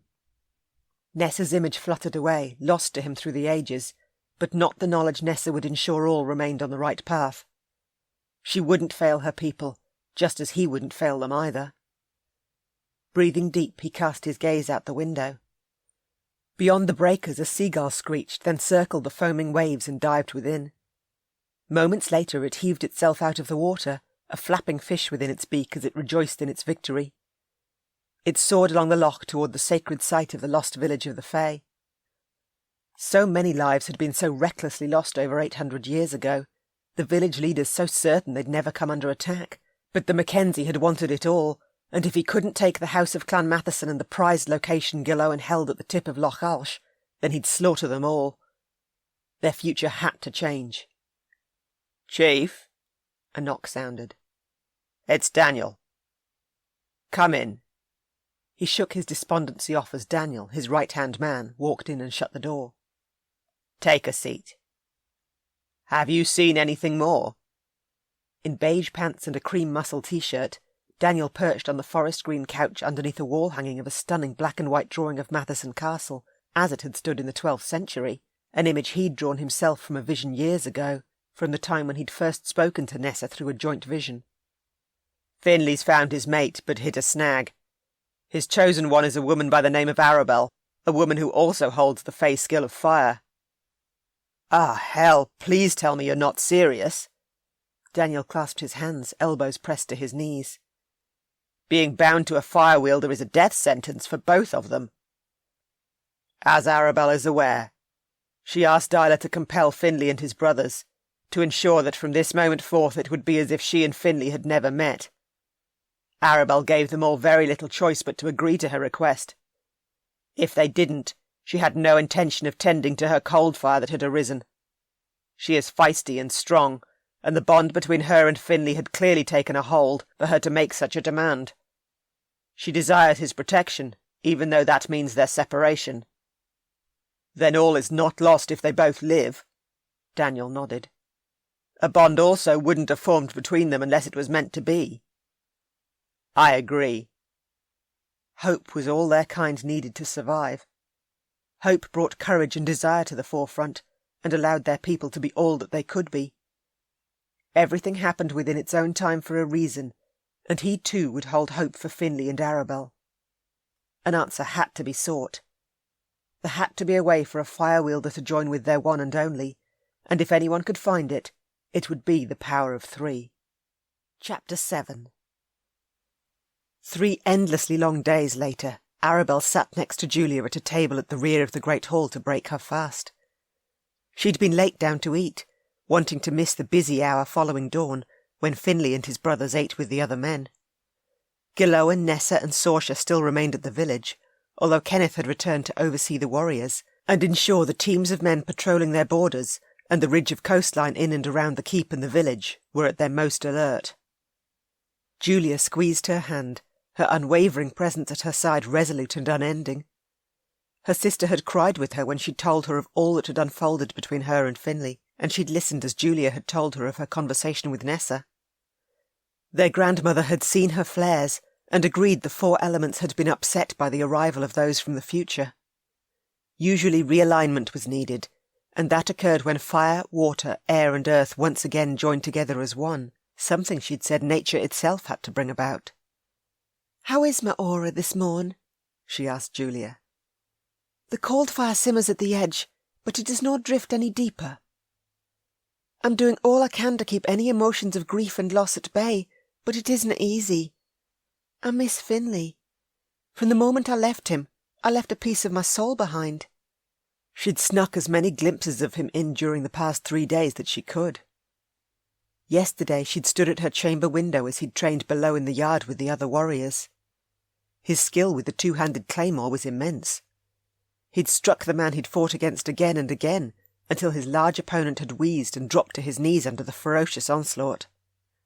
So, too, his ability on the archery field surpassed any other. She'd hidden in the forest at the edge of the clearing where the warriors trained. Finley had swung his bow from his back, eased his left foot slightly in front of the right, then slid the arrow into the notch. Only one warrior had hit the target dead centre, and he'd ribbed Finley from the sidelines that none could beat him. That hadn't deterred her mate one bit. With fierce determination, he'd lifted the arrow tip and aligned his sight on the red strip of fabric tied around a trunk 200 yards away. Then he'd let his arrow go, and it had flown free and arched perfectly as it sailed. Right on target, it hit and splintered the other warrior's arrow in two as it embedded itself deep into the trunk. "Are you all right?" Julia tapped her arm. "I need to find him. Just being able to see him helps, even though I have to remain out of his sight. Finley is training in the loch, swimming in a loop between here and the village." Julia picked up a small bowl of honey from the centre of the table and swirled it over her oats, then added a splash of milk from the jug, the ruffled sleeves of her sunshine-yellow gown flapping as she did. She nudged Arabel's spoon toward her. "Come, your oats will go cold if you dinna eat them." "I'm no hungry." "You still need to eat a spoonful or two." Julia picked up the large pitcher and filled 2 brass goblets with warm cider, passed one to her and took a sip from the second. "You're to drink as well." That at least she could do to appease her sister. Brass goblet in hand, she took a sip of the tangy cider, then set it back down. Today, just like the last two, the drink slid tastelessly down her throat. Being without her mate tore at her heart, and no matter the smidgen of hope she clung to, that there might truly be an answer, her despair still rose again and again. Over the last 3 days, Isla had aided her in scouring through the parchment rolls recording their fae history, papers Nessa kept here within an antechamber off the Great Hall. They'd sat together for hour upon hour going over all the recordings, yet not once had either of them found anything of use which might lead to a resolution. Even though she'd forced hers and Finley's separation in order to save his life, if there was a way for them to be together, she intended to find it. Holding even a smidgen of hope was a powerful thing. "Arabel!" Julia gasped and shuffled farther away along the bench. "Look at your goblet. There are now indents in the brass, heated indents." "Is the heat emanating from me?" "There is. You'll need to visit the pool straight after you've eaten." "I've already been to the pool, only an hour afore dawn." She'd visited the loch 3 times yesterday, and each dunking had taken longer to cool her adequately. Mayhap she'd never regain her control, and she would in fact perish during the battle. Oh well, better to go out in a blaze of fury aiding her kin than to die for no use at all. "Cool yourself now with a little water." Julia seized the water jug on the table and set it on the bench seat between them. "Dunk your hands." She did, then waved the steam away. "Is there less heat now?" "Aye, there is less." Julia's eyes widened on the front door of the keep. "Oh dear, 'tis Finley. He shouldn't be done with his swim yet." Sheathing his sword in his side scabbard, Finley strode in, his black hair lying damp and wildly unkempt. Snug rawhide trews of a soft tan encased his muscled legs, and a brown leather vest flapped haphazardly over top of his wrinkled white tunic, the hem fluttering free. He slowed at one of the trestle tables several warriors had recently vacated and scanned the hall. She gasped at the sight of the dark circles rimming his eyes. "Look away," Julia urged her as she stood. "I'm sorry, but it isna wise to test Isla's compulsion." Julia! Finley waved out to her sister, then strode toward them. Julia hurried across and grasped his arm and tried to turn him around. Is that your sister? His deep voice sent a thrill racing through Arabel, and needy emotions roared back to insistent life. She drank in the sight of him, unable to do anything less. Aye. Arabel is a fire wielder, and you must stay away from her." Julia babbled a bit more, then said, Did you manage to meet the 2 lasses who returned with their kin from the Isle of Skye last eve? Not as yet. Kenneth informed me they're resting from their journey, but should be down before too long. That's why I've returned early from training. His heart-stopping golden gaze travelled over Arabel, and she nearly melted onto the floor. Then he marched past her sister toward her. He straddled the bench seat and sat with his knees touching her thigh. It's nice to meet you, Arabel. 'Tis nice to meet you too, Finley. I've not seen you about the keep since my arrival, although your sister has spoken of you. He swept a lock of her hair behind her ear, and the sweet gesture had her almost climbing into his lap. Finley, you shouldn't touch Arabel so. Julia pushed his hand away. She is currently unable to control her skill. There is still heat emanating from her. Can you not feel it? I can, but my shifter blood runs hotter than most. I can handle more heat than the usual person. Arabel? He set his hand on her arm, slid his palm down and curled his fingers around her wrist. Is there a reason why you can't control your skill? Your arrival caused the 4 elements to fall out of alignment. Fire, water, air and earth. I now await a realignment for all to return to order. For some reason that sounds familiar. He frowned, a glint of confusion in his gaze. Certainly, when we travelled through time, the vortex was strong and hauled us through within mere minutes. His frown deepened. Your skill must be rare. I've not heard of any other fire-wielders. There have only been 6 born afore me who've held it. Her hand twitched with the need to touch him, just as he touched her.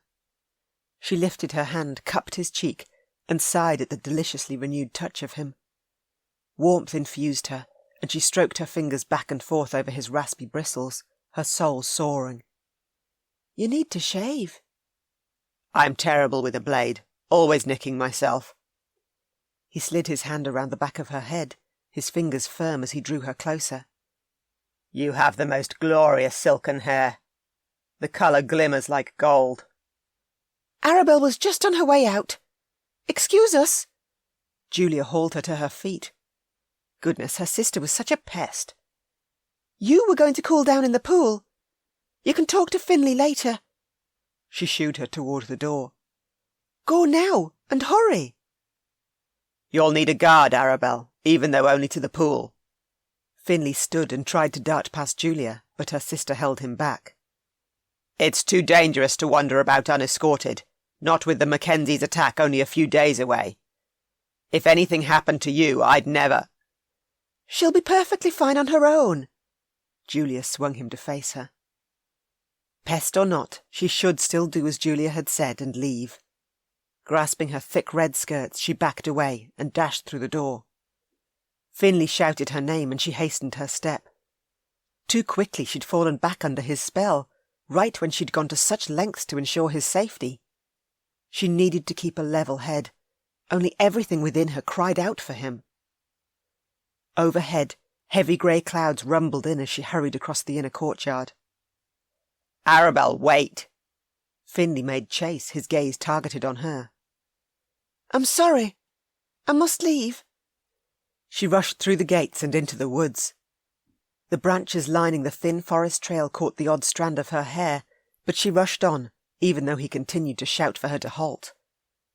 No stopping at the pool or anywhere else he might know. She'd bathe in the pool deep within the underground cavern near the cove. Aye, the cavern was well out of sight, and so few knew about it. Hustling, she broke free of the winding forest path, then grabbed a decent breath at the sight of the swampland ahead, a soggy terrain that could bog one down. Slippers kicked off and red skirts rucked high, she squelched across the wetland blooming with the odd marsh orchid, a brilliant burst of fuchsia pink amongst a stunning array of everglade green. Mother had loved the marsh orchids, and Father had always picked her one whenever he'd walked this way. I said to wait!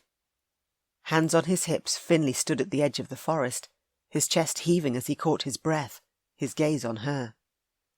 Drat! She hadn't lost him yet. His bear's tracking senses must be strong. She'd have to try harder, move faster, and provided she could escape his sight and his mind, she could get away from him. Turn back. I dinna need your aid. I can't damn well go back unless you return with me. He hauled off his boots, tossed them where she'd left her slippers, then bounded across the marsh after her, his belted sword swaying at his side. There's a storm on the way. Can't you see it's closing in? Thunder rumbled out at sea, and grey clouds above bubbled ominously. I see the storm just fine. With her determination strong, she continued to splash through the muddy water, steam curling and rising into the air. He was so close behind, catching up quick. The wind whistled and whipped her hair about her shoulders as she stumbled free of the marsh and raced along the pebbly stream bank. Thick grass swayed on the other side of the river, all green and lush. She scrambled over the slick boulders and, standing on the highest one, breathed deep. This was no idle river, but white water rushing downstream through it from high in the forested hills above. The water flowed around thick grey rocks and streamed around the bend ahead, nature at its most chaotic, the water both a gift and a danger she respected. She unlaced the front of her corseted gown, shoved the fabric down over her sark and tossed it back onto the dry river bank. She desired a swim, not a drowning, and this river ran for another furlong or two before it gushed into the cove. She'd ride the rapids downstream. Don't you dare jump! Finley bounded out of the marsh and nabbed her rumpled gown. With the velvet in hand, he flapped it in the air. Get back here now! The water is cold and exactly what I need. You're not to worry about me. I'm a competent swimmer, very competent. She tucked her sark's ivory hem between her legs and dove. The current shot her to the surface, and a rush of water dumped over her head, then swelled and sent her bobbing downstream. A fierce roar echoed. A bear's roar. She kicked, speeding herself along. Over and over she was volleyed about, and she gulped air holding the heady promise of rain. Thunder boomed all around and lightning slashed the skies, the great spears of gold and white a form of fire she completely adored. Woman, when I get a hold of you, you're going to be in the worst kind of trouble. Finley kicked strongly through the white water toward her. Goodness! What would it take to get away from him? Ahead, the river twisted into a narrower stream as it met the swirling rush of the incoming tide at the edge of the cove. She grabbed a decent breath, then got dumped into the sea. As quickly as she could, she swam toward the white sand beach that curved in a glorious sweep before a jagged rock wall. Exploring the hidden caverns within the cliffs had enthralled her as a child. She adored this place, and always would. She dragged herself onto the sandy shore and crawled toward the cavern's entrance. So close. Another few feet and she'd be out of his sight and safe again. Got you. Finley scooped her off the ground, water sluicing to his feet, his chest bare and his tan rawhide trews riding low on his hips. What the hell was all that about? A mad dash through the forest and then deciding you had to risk your life and limb for a swim? I risked naught, and you didn't need to follow me. I told you so repeatedly. You shouldn't have been here. Where you are is where I need to be. Confusion lit his gaze before he tipped his head towards the entrance. Lightning crackled overhead, and the waves pounded into shore. At least we'll be able to seek shelter out of the rage of the storm here. That tunnel must lead somewhere. It leads to an underground cavern. There's a cold pool within. That's where I need to swim in order to cool my fire. You're already drenched, and you feel cold, not hot at all. I believe you've doused any fire that arose earlier just fine. He strode through the opening as the wind rushed around them. With a purposeful step, he carried her down the darkened, precariously wet tunnel carved of stone, leapt from the end of the passageway and landed with a soft thump on the grainy white sand a few feet below. Water lapped onto a small curved beach surrounded by massive black rocks. This place is incredible. I had no idea this was here. His stunned gaze moved upward to the craggy ceiling, where a thin shaft vented skyward and allowed a trickle of light to beam through the tiny cavity and wash over the pool's darkened surface. There's another pool on the other side of that ledge, farther along the tunnel. It holds hot water while this one is cold. My parents and Julia always swam in the heated one while I favoured the cold pool. Where are your parents now? He set her on her feet, kept one finger under her chin as he looked into her eyes. They were slaughtered by the Mackenzie a couple of years ago. Her grief rose, as it always did when speaking of her parents. I'm so sorry. He hauled her into his arms, brushed a kiss across the top of her head. No one should have to lose their parents, particularly at another's hand. Can you speak of it at all? The need to ensure he knew all about her again resounded strongly within her, and the words burst forth. My father wished to arrange Julia's marriage. She was set to wed the chief of Mackenzie's third son, and when the Mackenzie requested a meeting, we discovered 'twas naught but a ruse. As soon as they arrived at the Mackenzie's stronghold, he had them tossed into his dungeon, and then a demand sent to Gillan. My uncle was told to hand over his lands on the tip of Loch Alsh, and in return the Mackenzie would release my parents. He didn't release them. He stroked her back, and she held on to him, slid her thumbs inside his waistband and curled her fingers around his trim waist. Nay. Demands volleyed back and forth until Gillan set out for the Mackenzie's castle. He took an elite team of warriors with him, men who could move swiftly under the cover of darkness, and they successfully slipped inside the keep. Only after they arrived, Gillan discovered my parents had already been slain several months afore, and at the Mackenzie's own hand. He was furious, and he attacked with great force, then left a bloody trail in his wake. That is why the Mackenzie is so determined to have his retribution, to ensure he takes all Gillan holds dear. And why he will soon strike at the very heart of Clan Matheson. Retribution blazed in his gaze.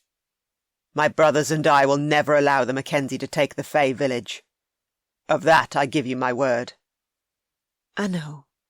You and your brothers are the power of 3, and your arrival means the world to us. She needed to let him go, had taken more time with him than she should have. Stepping back, she wrapped her arms around her damp body. Her sark was still wet. Unusual. She usually dried it with barely a thought.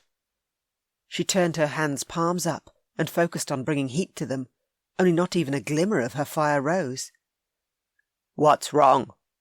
Finley followed her. I don't care for the distance you're creating between us. My fire! It's gone! She walked into the water and shoved her hands under the surface. No steam. She straightened and once again tried to find the well of heat deep inside her and bring it back to glorious life, but nothing happened. She couldn't even raise a flicker of flame. Has this happened before? He crowded her from behind, pressed his chest against her back, all solid heat and hard muscle. Never! Is this a good thing or bad? He slid one hand around her waist and with his other hand swept her hair from her neck and exposed her neck. He nuzzled her flesh, his wet hair sliding across the top of her shoulders as he did. I'm sorry, Arabel, but I can't seem to control myself around you. The need to touch you is strong. I love your touch. No fire meant she couldn't harm him. She reached back, cupped the back of his head and held his mouth against her neck. Heat curled low between her thighs, and not the heat of her skill. This was the heat of passion, and she couldn't help but embrace it. My bear is intrigued by you, and so am I. He razzed his teeth back and forth over her sensitive flesh, then nibbled up to her ear and back. I'm searching for my mate, and she is one of the Fae. I'm aware. Need rushed through her, and she slowly turned around. She threaded her fingers deep into his hair and guided his mouth to hers. She kissed him, with all the longing she held deep within her heart and hadn't allowed to release in 3 long days. Except having his warm lips on hers and the hard length of his body plastered against her, only fueled her need for more. More she desperately wanted to take. I love the feel of your mouth on mine. I've never felt this kind of desire for any other woman. Not once, not ever. A low growl rumbled within his chest. You don't mind kissing me? I want far more than your kisses while the chance has arisen. My heart is beating so fast. She wanted this moment even though he remained under Isla's compulsion. He'd never recall anything once they parted ways, but he'd told her to hold on to hope, and she damn well intended to. This was the first time she'd ever exhausted her fire, and she intended to take full advantage of it. Her mouth watered with the need to bite him again, to bring that mark back to brilliant life, and she leaned in and sucked his skin deep into her mouth, then teeth firm, bit down, hard enough to leave a mark, just as she desired. He lifted his head high and roared. Fur rippled across his chest and down his arms, a soft padding that was there one moment and gone the next. "Do you need to shift?"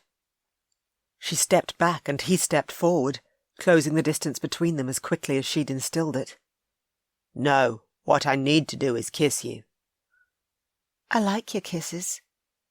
She stroked his shoulders and arms, so thick and strong, and below the planes of his wide chest his abs rippled, layer upon tight layer.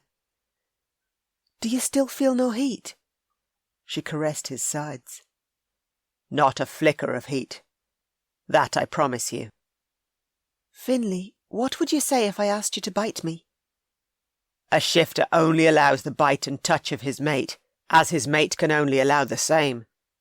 He walked her farther backward into the water, until her sark twisted around her legs and she had to seize his arms to keep from toppling over. I allowed your bite for a reason, Arabel. You are my chosen one. "So that's an eye?" "It is, but I desire to do far more than bite you. We're mated, and that I can sense to the depths of my soul." He dipped his head and kissed her, so surely and with such breathless urgency.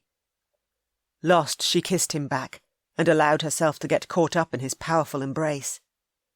Aye, they were mated, and she couldn't let him go. Not now. Not when she finally had a chance to claim him. Hope. It had now fluttered to vivid life in her chest and wouldn't let go.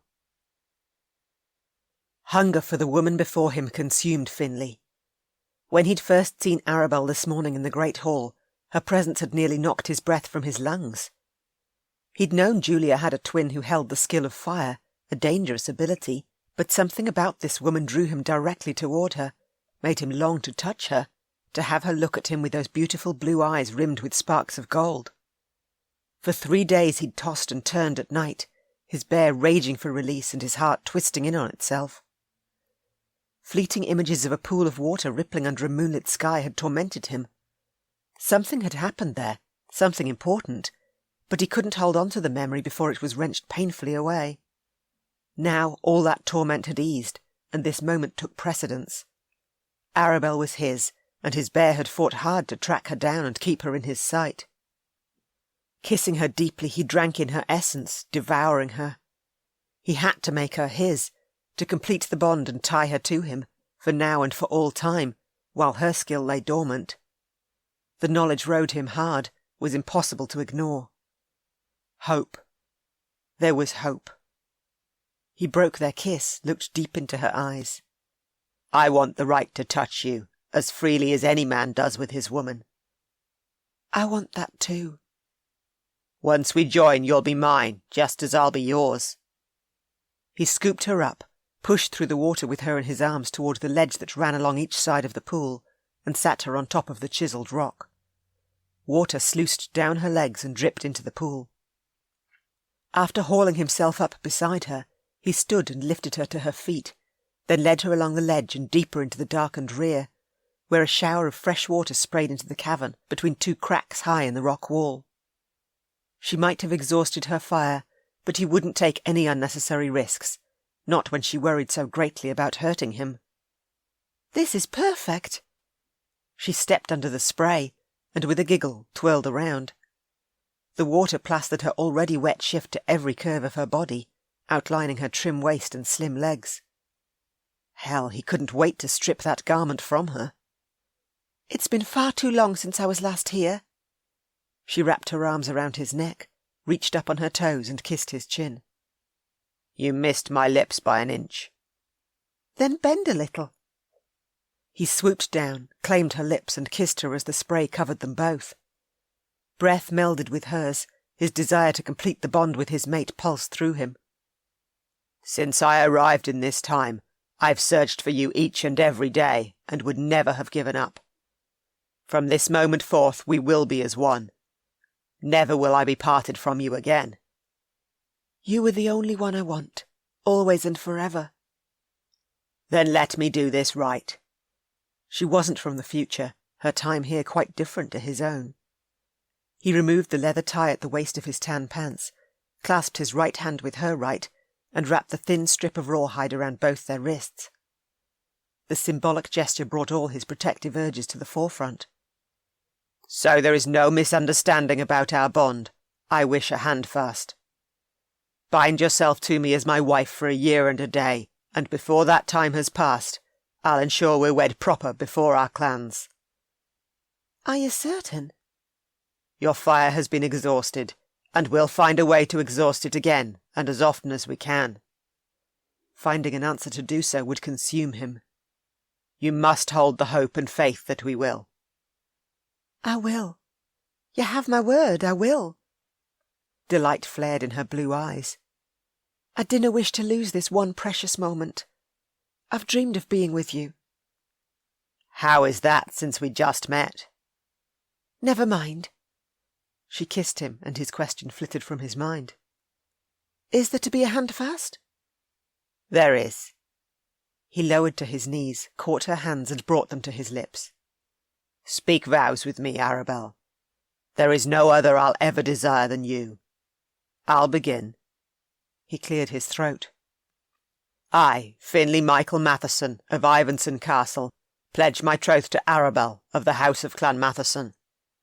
With this handfast I take her as my wife for the next year and a day, and as my mate for all time. He tightened his grip on her hand. I want you as mine, in every single way. As I want you. I canna believe I am going to handfast with you. She sank to her knees, her fingers twined with his. I, Arabel, of the house of Clan Matheson, pledge my troth to Finley Michael Matheson. With this handfast I take him as my husband for the next year and a day, and as my mate for all time. She stared at the leather around their wrists and smiled as she raised her gaze back to his. My parents would have adored you for doing this. As I adore you, my wife and my mate. Now we seal the vows with a kiss.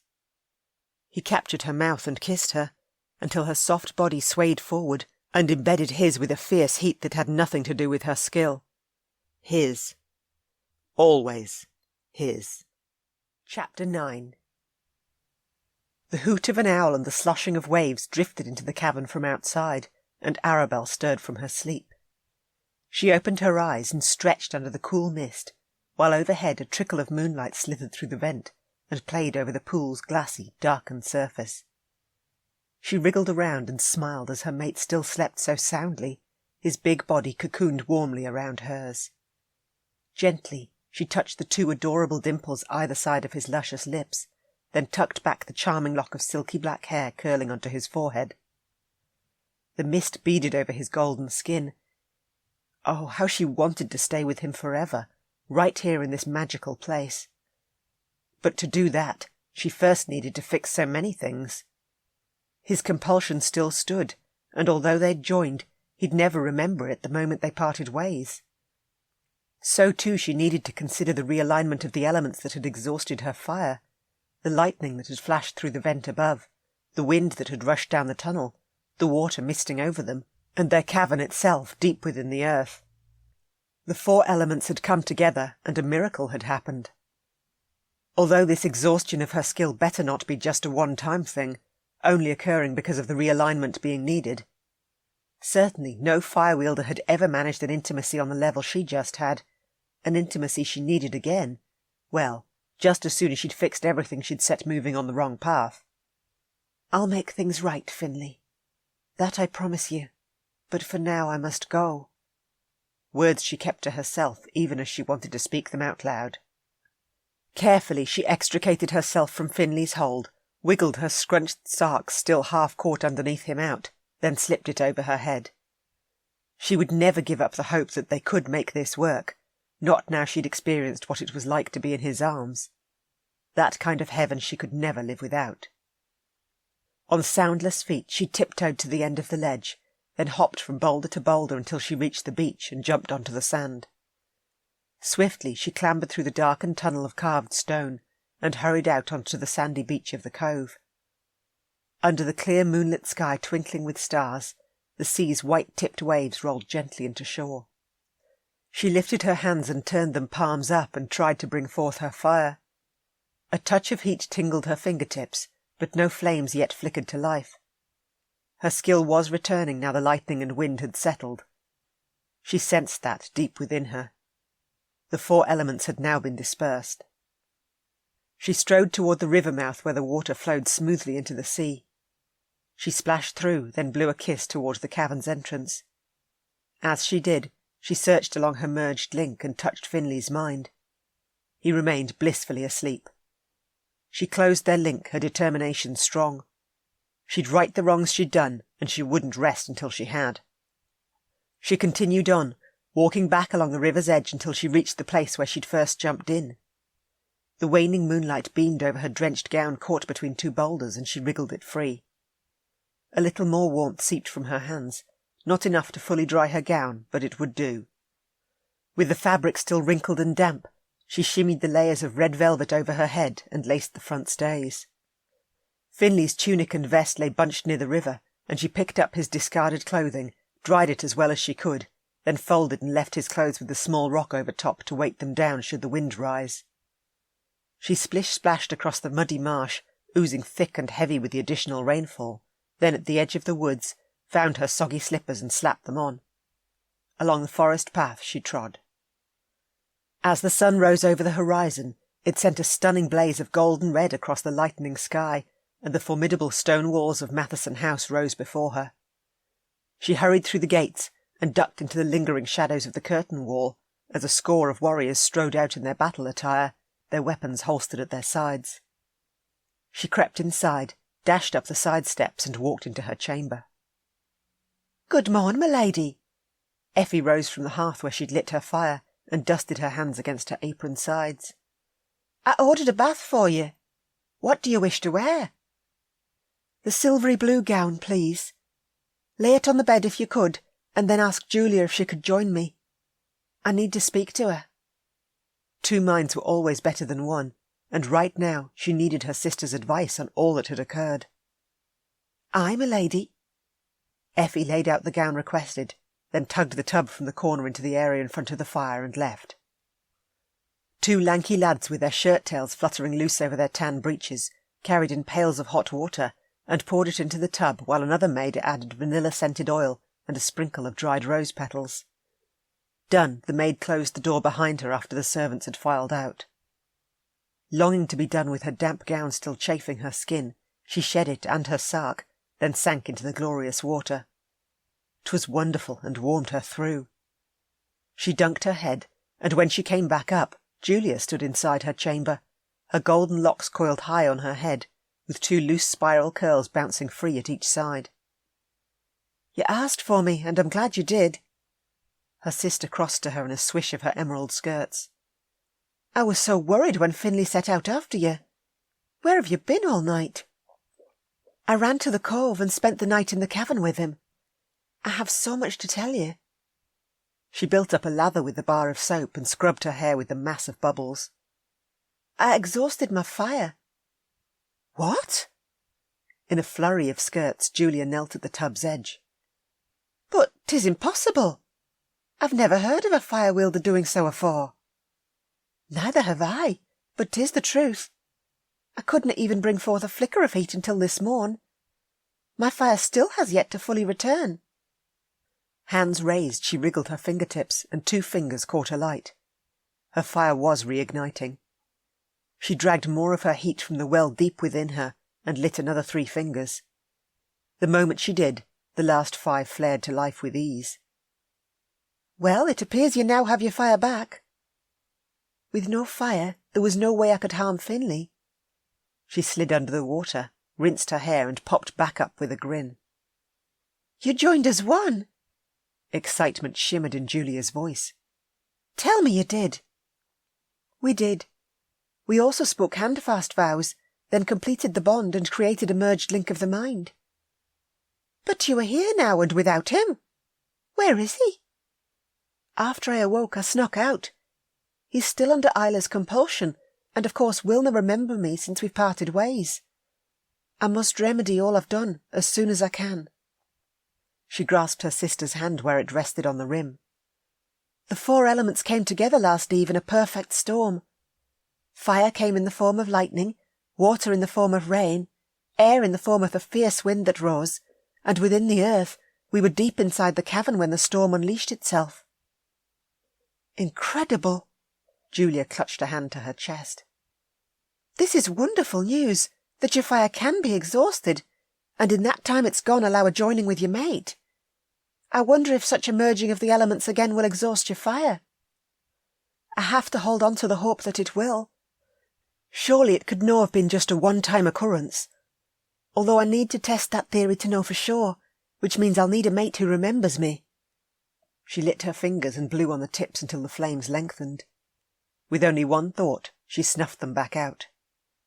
The one thing I certainly learnt last eve was that I cannot continue to hide from him, nor now we've created the merged link of the mind. Then we need to speak to Isla. She will be ecstatic to hear of the storm and that you completed the bond. If you exhausted your fire once, then there is hope you'll be able to do so again. Allow me to fix your hair afore we leave. It's been knotted into an awful mess by whatever you've gotten up to.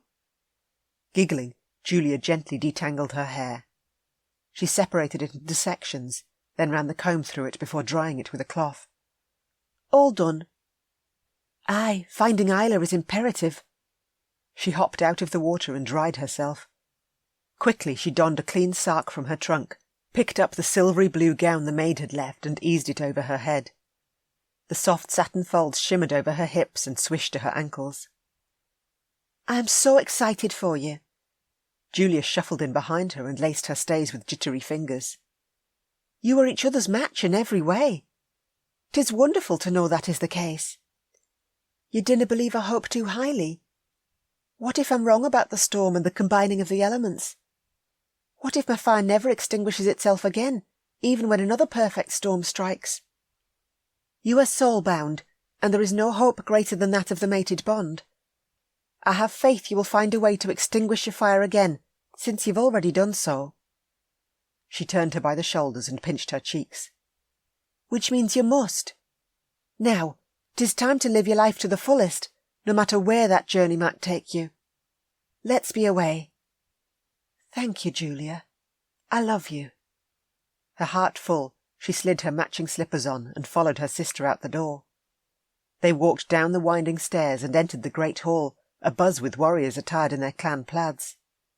Kenneth sat at the dais, although Gillan, Aunt Saoirse and Nessa still remained at the village, and would until they'd convinced the leaders of the need for all within the village to seek refuge during the coming battle, one that would rise in mere days. June the 11th approached with speed. Do you see Isla? Hand to her brow, Julia peered about on the tips of her toes. Warriors sat at trestle tables with steaming bowls of oats and fresh loaves of bread before them. They ate with gusto and much chatter and din.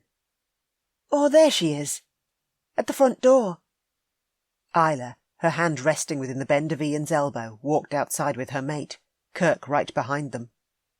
Both Finley's brothers were dressed in black leather pants and dark tunics under padded coatons, their claymores glinting at their sides. With the coming battle looming, all had to be prepared for the Mackenzies' strike, and they appeared ready for training. We'll catch them up. Julia grasped her hand and tugged her along after her. Outside in the bailey, the warriors trained in their kilts, dust pluming at their feet and steel ringing loud as they struck each other. A tall, burly warrior stomped to the centre of the group in thick fur boots with a gong in hand.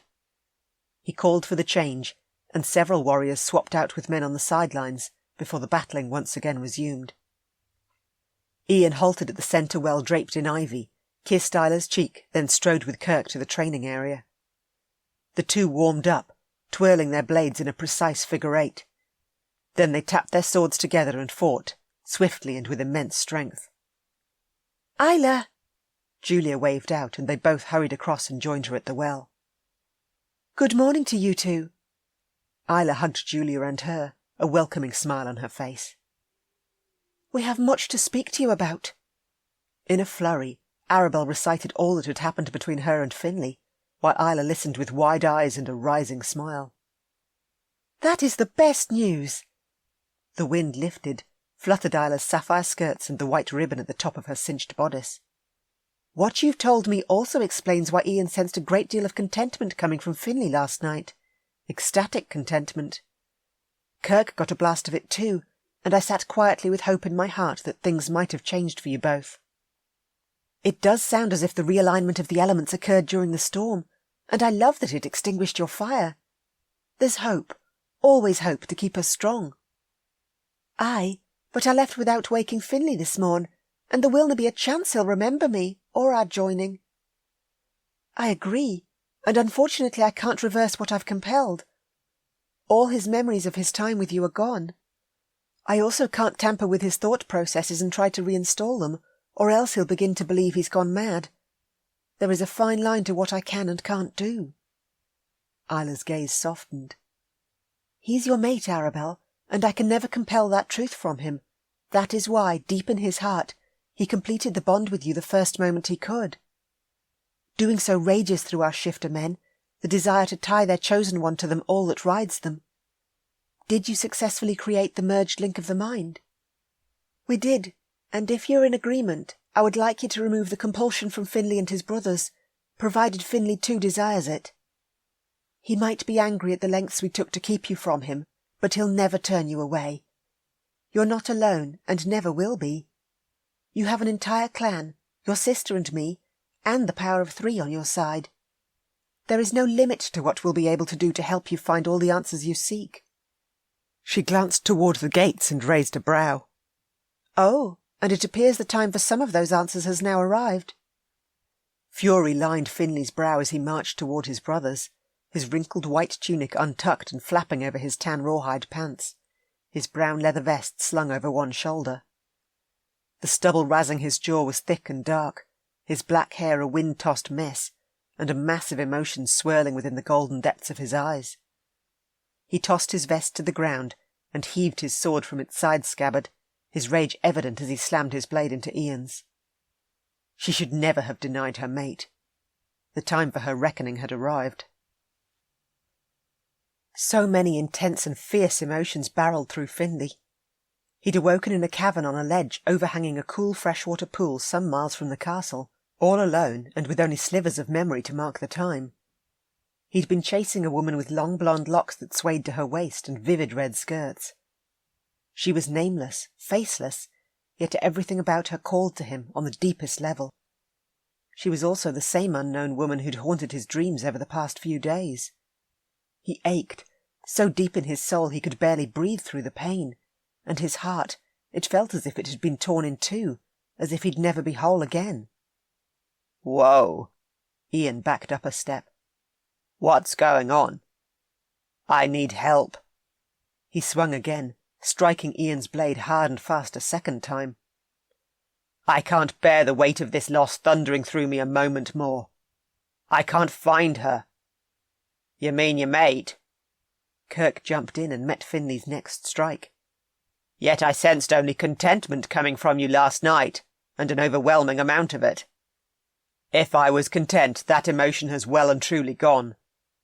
This morning I awoke inside a cavern deep within the cliffs at the cove, and I have no idea why I did. There was also no sign of anyone but me, yet I'm certain I was with someone. I'm running out of time, and she needs me, just as badly as I need her." "Finley, I'm so sorry." He stumbled to his knees, grasped his head. "Are you all right?" Ian fell to one knee beside him, Kirk dropping down on his other side. He searched his mind, found the pathway those sweet words had been delivered along. "I don't believe it," he whispered to his brothers. "There's a telepathic link between me and another. You've completed the bond." Wild confusion lit Ian's face, likely the same wild confusion racing across his own. "How could you not remember joining with your mate?" "Come to the chief's solar, Finley." Her voice flowed through, all shaky and pained.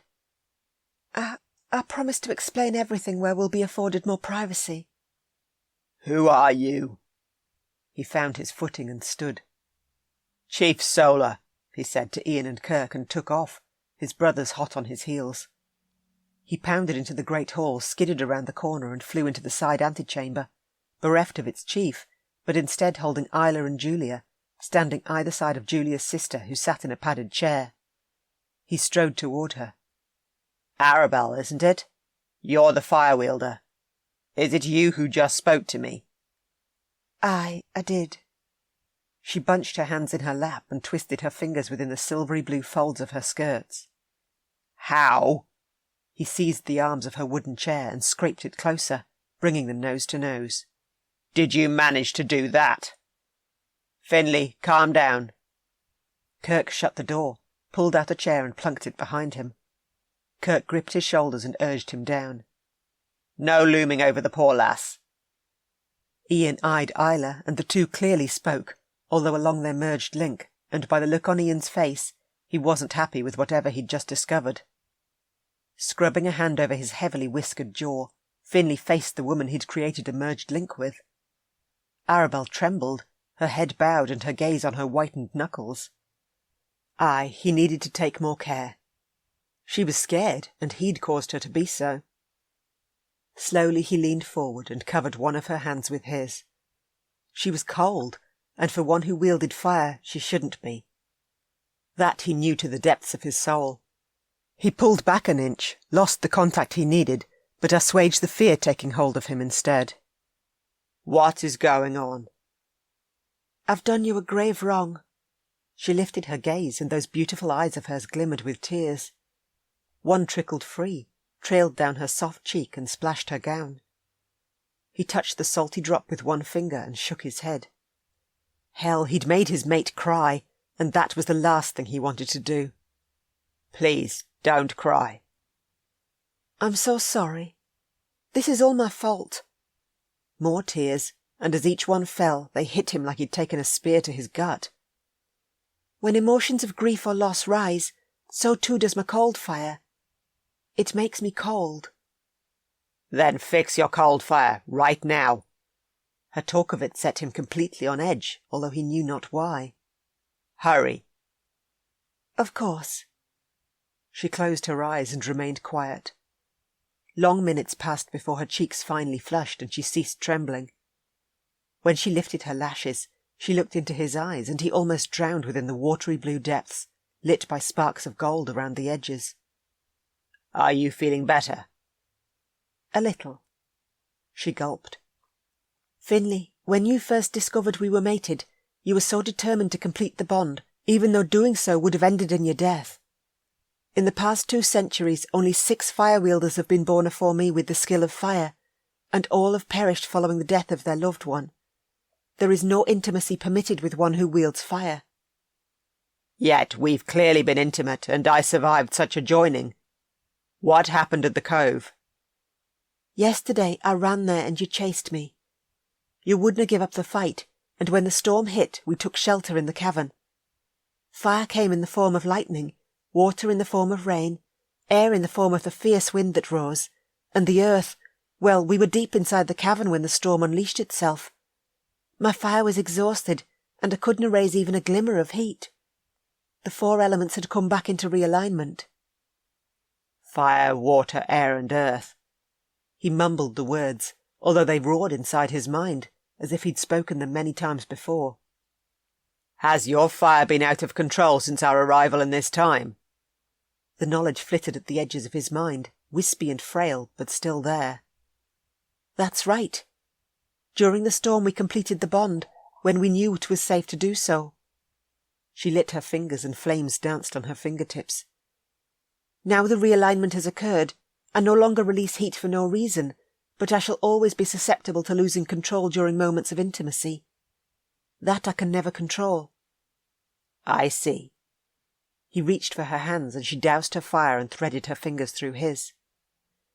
You've told me many times that we are each other's match, that we wouldn't have been mated otherwise. I believe, but in reaching this point I took many precautions. To ensure your safety, I asked Isla to compel you and your brothers. She wouldn't to begin with, nor until I forced your hand, and you too asked her to do so. I was to be no one to you, no more than another woman who resided here within this keep. No one of interest or importance. No one to draw too much of your curiosity. And should we have met, Each instance would have been as if the first and all other times forgotten. Well, that explains a damn lot. No wonder I can't remember you, except you took a grave risk by your actions. Those who are mated work best together, not apart as you forced us to be. Frustration had reared and wouldn't abate. She'd chosen to leave him when mated pairs never did. There is more. She slid her fingers from his and eased his shirt collar to one side. You and your brothers cannot see it, but there is a mark here, one I placed on you a few days ago, a mark I bit you again during our joining. You had all three of us compelled. She'd gone to dire lengths. He swept her silky blonde hair back from her neck and exposed 2 marks, one on each side of her neck, both gracing her creamy flesh. His marks. His claim. On his woman. Only he never remembered giving them to her. I can see your marks. You bit me last eve for the first time. You had no done so afore. She cleared her throat, her cheeks flushing an even rosier hue. I want my memories back, to know everything that's transpired between us. He looked deep into her eyes and his pulse raced. She was the one who'd stolen his heart, and the one without question who he'd hand it back to again and again. And I mean desperately. Isla canna return lost memories, only remove her compelling command and ensure you dinna lose any more. She settled back in her chair, creating a distance, albeit a small one, he didn't care for, not one little bit. 'Tis up to you, though, if you wish for her to do so. I forced your agreement the first time, and I shall no do so again. Of course I wish the compelling command gone. His mate clearly liked to take matters into her own hands, but he wouldn't allow it a moment longer. Suspicion, though, shimmered through him. Why wouldn't I wish it? Arabel glanced at Isla, and his brother's mate dragged in a deep breath and stepped forward. I'm aware of what's been recorded in history, and the very last known fire-wielder to have ever lived passed away during the battle at the village on June the 11th, which means you could still very well lose Arabel on that day, whether you wish it or not. Isla's words sent a shockwave of cold blazing through his veins. There wasn't a chance he'd lose his mate, not now he'd finally found her. He'd ensure her safety, keep her right here at the castle, where she'd remain well away from any harm. No one was taking his mate from him again, not his woman with her decision to keep his memories from him, or a looming battle he and his brothers intended to change the outcome of. Remove your compelling command, Isla. He kept his gaze on Arabel. I won't forget my woman, not one more time. Of course. Isla began, her sweetly hypnotic words flowing over him. Finley, Ian and Kirk, you'll remain perfectly still and listen to me well. Finley is mated to Arabel, and all 3 of you are aware of it. You shall never forget this conversation we've had, or her, again. She is important to all of us. So too the mark upon Finley's neck shall once again be seen. Do you hear and understand me? Aye, he and his brothers said. Good. She clapped and he blinked the days away. Finley, you may kiss your handfast wife. What? My handfast wife? Oh dear. Arabel clasped her hand to her mouth. Hell, Arabel. What else have you forgotten to tell me? He grasped her hips and lifted her onto his lap, and mind to mind whispered, No more secrets, because there is no limit to what I'll do to claim you. So I've learnt. She wrapped her arms around his neck. You're my warrior, my lover, the other half of my soul. I love you, Finley. Her declaration shimmered through his mind, and his heart swelled as he tucked her words safely away inside him, just as he tucked her even closer against him. Why do I feel as if you've said that to me before? Because I have. She wasn't just his mate, not now. She was his entire heart, his only reason for living, the only person he could never survive without. There is none who I will ever love as greatly as I love you. My wife, my lover, and the other half of my soul. You spoke those words to me after we completed the bond. You were wonderful, by the way. Making love with you was magical, and far beyond my wildest dreams. Woman, you are about to get yourself tossed over my shoulder and taken back to that cave. You tasted delicious too. A brighter blush burst across her cheeks. I wish to taste you again if it is ever possible. She giggled, and the sweet sound brought him such joy. We'll make sure it's possible. He stood, did exactly as he'd warned, and tossed her over his shoulder. He needed time alone with her. Just them and no other.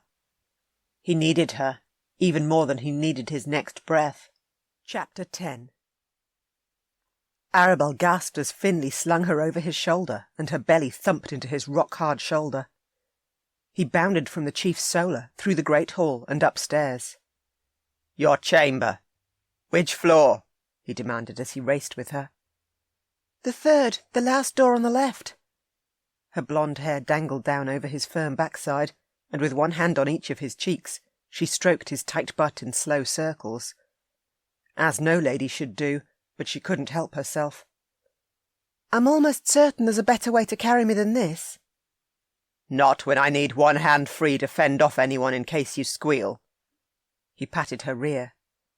We also need to talk about last night and all that transpired, preferably without any interruptions. Then I shall definitely be squealing, but for an entirely different reason. So you agree we need some time alone? I do. Good. He kept one hand firm around the back of her knees as he marched down the corridor, lit by a hazy beam of sunshine streaming through the narrow window at the end of the hallway. At the last chamber on the left, he opened the thickly panelled door and bolted it shut behind him. Is this your room alone? Aye, and you've been here afore. The night we first met at the loch in the woods, Julia asked you to watch over me since my fire had flared so badly, and after I'd cooled down, you returned with me and insisted on remaining in my chamber. You decreed we were mated, and you wouldna leave. She gripped his back and eased herself up enough to loop her arms around his neck. The move made him lose his over-the-shoulder hold, and she slid down his chest and into his arms. You settled yourself in the corner chair to sleep, although that lasted all of a few minutes. You slept in my bed for what remained of the night. Did anything transpire between us? We talked, and by the morn I too sensed what you did, and could no longer refute we were mated. We kissed, and I marked you. And did I attempt to mark you in return? His sinfully sexy eyes glimmered. You asked for my permission, but I wouldn't allow it, or I should say my loss of control wouldn't allow it. My heat rose, and you had to toss cold water on me to cool me down. Interesting. He carried her to the bed and laid her across the soft brown fur covering her mattress. I would like another kiss. She wriggled underneath him, her breath catching. This is the exact place where we kissed the first time, and right afore we did, you spoke of your feelings. Repeat what I said. I want to hear it, word for word. A sensible spark of heat lit his golden eyes. I will never desire any other than you. She touched his lower lip with one finger, and embraced the warmth of his body over top of hers. That's what you said. That is exactly how I feel in this moment. He licked his lip, his tongue sweeping across her finger. Nothing has changed. Losing you is something I'll never survive, not now I've finally found you. The thought I've lost so many memories of our time together, though, pains me. I'm sorry. You told me afore that losing me is something you'd never survive, and now I believe you. She slid her fingers into his silky black hair and stroked his scalp. After we kissed, you told me you wanted the right to sleep in my bed, each and every night. I may not have my memories, but the emotions have remained. Holding you again is like having the other half of my soul returned.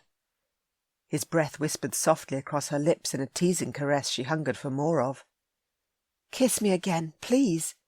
I need more. Always. He groaned deep and throaty before capturing her mouth and offering her exactly what she'd asked for. His kiss, so sweetly seductive, had her gasping for breath. We must still take care. I will lose control if there is too much intimacy. I want to bite you, Arabel, to mark you and know I'll retain this memory. Aye, I need that too. She swept her hair away from the side of her neck and offered herself up to him. "Should my heat flare, there is a pail of water under my side table." "I'll be careful." "I know you will. I have faith and hope now as never afore." "We'll test the whole combining of elements again and find a way to be together. I won't rest until we've discovered a solution." He nuzzled her neck, licked her skin and sucked it deep inside his mouth. "My bear wishes to meet you since he too lost his memories as I did." He lifted himself from her, his delicious weight gone from one breath to the next. Then he stood over her and shucked his tunic. His chest, so broad and heavily muscled, made her fingers itch to touch him. "The first night we met, we swam together and you shifted in front of me. I like your bear." She sat up. "I got to pet him." "He's demanding to meet you, and he can't wait any longer." He unstrapped his sword belt, propped his weapon and daggers against the side table, kicked off his black boots, and shoved his rawhide pants down his legs and off. Then he stepped back and made the change in one swift and sizzling display. As the bright lights dispersed, his bear plodded toward her. He slapped his paws down on the bed either side of her and nudged her hands with his muzzle. Transfixed, she looked into his golden eyes and sank her hands into his pelt and scratched between his ears. Black fur, so silky and soft, tickled her fingertips. "Finley?" Leaning forward, she brushed a kiss across his forehead. "I'm here, my sweet." "Does it hurt to shift?" "The change is swift, and any pain sears through for only a minuscule moment. It's gone as quickly as it comes." He made the change again, fur retracting and muzzle shortening in a shimmer of bright lights until her man stood naked before her. "'Tis best you dress, and remove any temptation from my sight. You've more clothes in your travelling sack, which is by my trunk." She motioned toward the bag he'd placed in her chamber that first night. "You left it here." "I wondered where that had gotten to. I had to borrow more clothes from Kenneth." He nabbed the bag and set it on the end of her bed, released the leather strap on the top and foraged inside. He donned a clean pair of black leather pants and a dark blue tunic with detailed embroidery along the collar, a tunic she'd made for Kenneth for his last birthday. Smiling, she straightened his collar, and on her toes, pressed her lips to the mark she'd given him last night, right where his neck and shoulder met. One lick and nip settled her deep inside, or at least for the moment. "Your bear is beautiful, if one can call a bear so." "He's calmed down, and with only one pat and a kiss on the forehead from you, but right now I'll need to keep my hands busy to keep from reaching for you." At the side table, he strapped on his sword belt and dagger, then poured water from the jug into the basin and lathered the soap. Outside, a thick layer of grey clouds swept across the sky, and she gripped the stone window-sill. The wind breezing through the open window whipped her blonde hair about her face and plastered her silk bodice to her chest. The sea swelled and white-capped waves rolled into shore. "Another storm is brewing." "Hell, I hope so." Grinning, he smeared bubbles across his jaw. "You've explained that you ran from me yesterday and I chased you to the cove, but what happened during the time between then and when Isla first compelled me?" 3 days passed during that time, and I assuaged my need for you by watching you train. I missed you terribly, to the point where I was bathing in the pool 3 times a day just to settle my flaring heat. Never have I lost control as I have since your arrival, and glad I am the elements have realigned. "I barely got any sleep during those days, not when a nameless, faceless woman kept tormenting me in my dreams." He smeared bubbles over his jaw, then angled the looking-glass to the right position. From the sheath on the inside of his wrist, he slid his dagger free and ran the blade from his ear to his chin. "There were also fleeting images of a pool of water rippling under a moonlit sky, and I knew something had happened there, something important, but I just couldn't hold on to the memory. Then, when I awoke in the cavern, it was from a dream where I'd been chasing a lass with long blonde locks and vivid red skirts. Everything about you called to me, even though I'd been compelled to forget you. You tore my heart in two with your leaving. I ached, so deep in my soul I could barely breathe through the pain." "I'm so sorry." She crossed to him, unable to handle the distance between them, even though only a few short feet. So sorry. I didn't tell you to upset you, but so you understood how deep my feelings for you ran, even under compulsion, how deep they will always run. He propped his butt on the side table, then held out his blade for her to take. Although you could make it all up to me. I'm terrible at shaving myself, always nicking my skin. In the future, you use an electric shaver. She accepted the blade, eager to have all forgiven and forgotten between them. You told me they're a device which plugs into a power source called electricity, and when that is turned on, the shaver has sharp metal rotating heads that slice the stubble off at the root. No soap and blade is necessary. That's right. When did I speak of electric shavers? Hands on her waist, fingers warm and wide, he tugged her into the gap made in the V of his spread legs. When I shaved you the first time, the morning after you shared my bed, right here in this very spot. She tapped his jaw shut and shaved the bristles around his lips, swiftly and precisely, until his skin was smooth. Gently she dabbed his skin dry with the cloth and kissed his chin. There, all done. I think not. You missed my mouth by an inch. He took the dagger from her and sheathed it. I need to kiss you, and you appear to have cooled sufficiently. Most sufficiently, and I crave you. He covered her mouth with his and claimed his kiss, a delicious and sensual twining of their tongues and breath. More, she whispered against his lips. A chilling horn shrilled outside with one long and eerie blast. Finley broke their kiss and bounded to the window and wedged sideways out to get a better look. That's the alert from the point watchman. She snuck in under his arm. Out in the bay, fishermen pulled in their nets as the skies grew darker and the waves rolled in heavier and higher. One blast means an unknown vessel approaches the castle, and a second sounds if an attack is imminent. We've still another 2 days until the Mackenzie burns the village to the ground. June the 11th at the stroke of midnight. That is the day and the hour he comes. There's been no second. The horn trumpeted again, and a chill raced down her spine. My grandmother would have warned us. Very little passes her by. Maybe there wasn't time. Our arrival in the past has already caused a change in events with our mated bond taking form.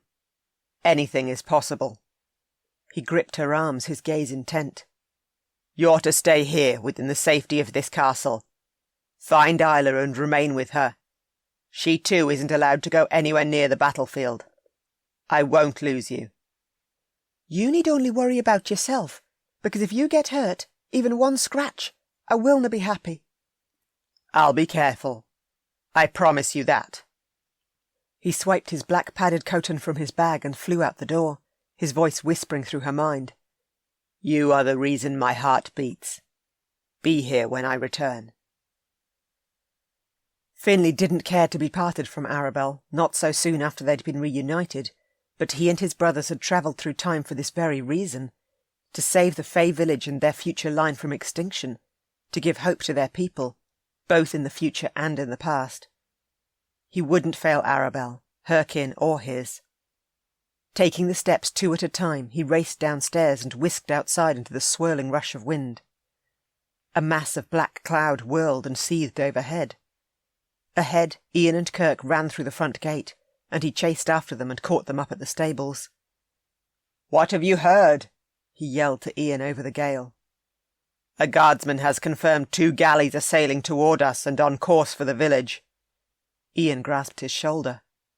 "We'll need to ride there with all speed. The battle is about to begin." Kirk hauled on a black war coat, then slid a second sword into a baldric across his back, and tossed Finley a bow and satchel of arrows. Finley slung it across his shoulders as shouts boomed all around and more men swarmed into the area. A good 20 warriors mounted their horses, while an equal number raced down the trail to the sea gate. Out at sea, 2 galleys with their massive square sails caught the strong wind and barrelled toward the village. Their bows rose in the heavy swell and dumped down hard.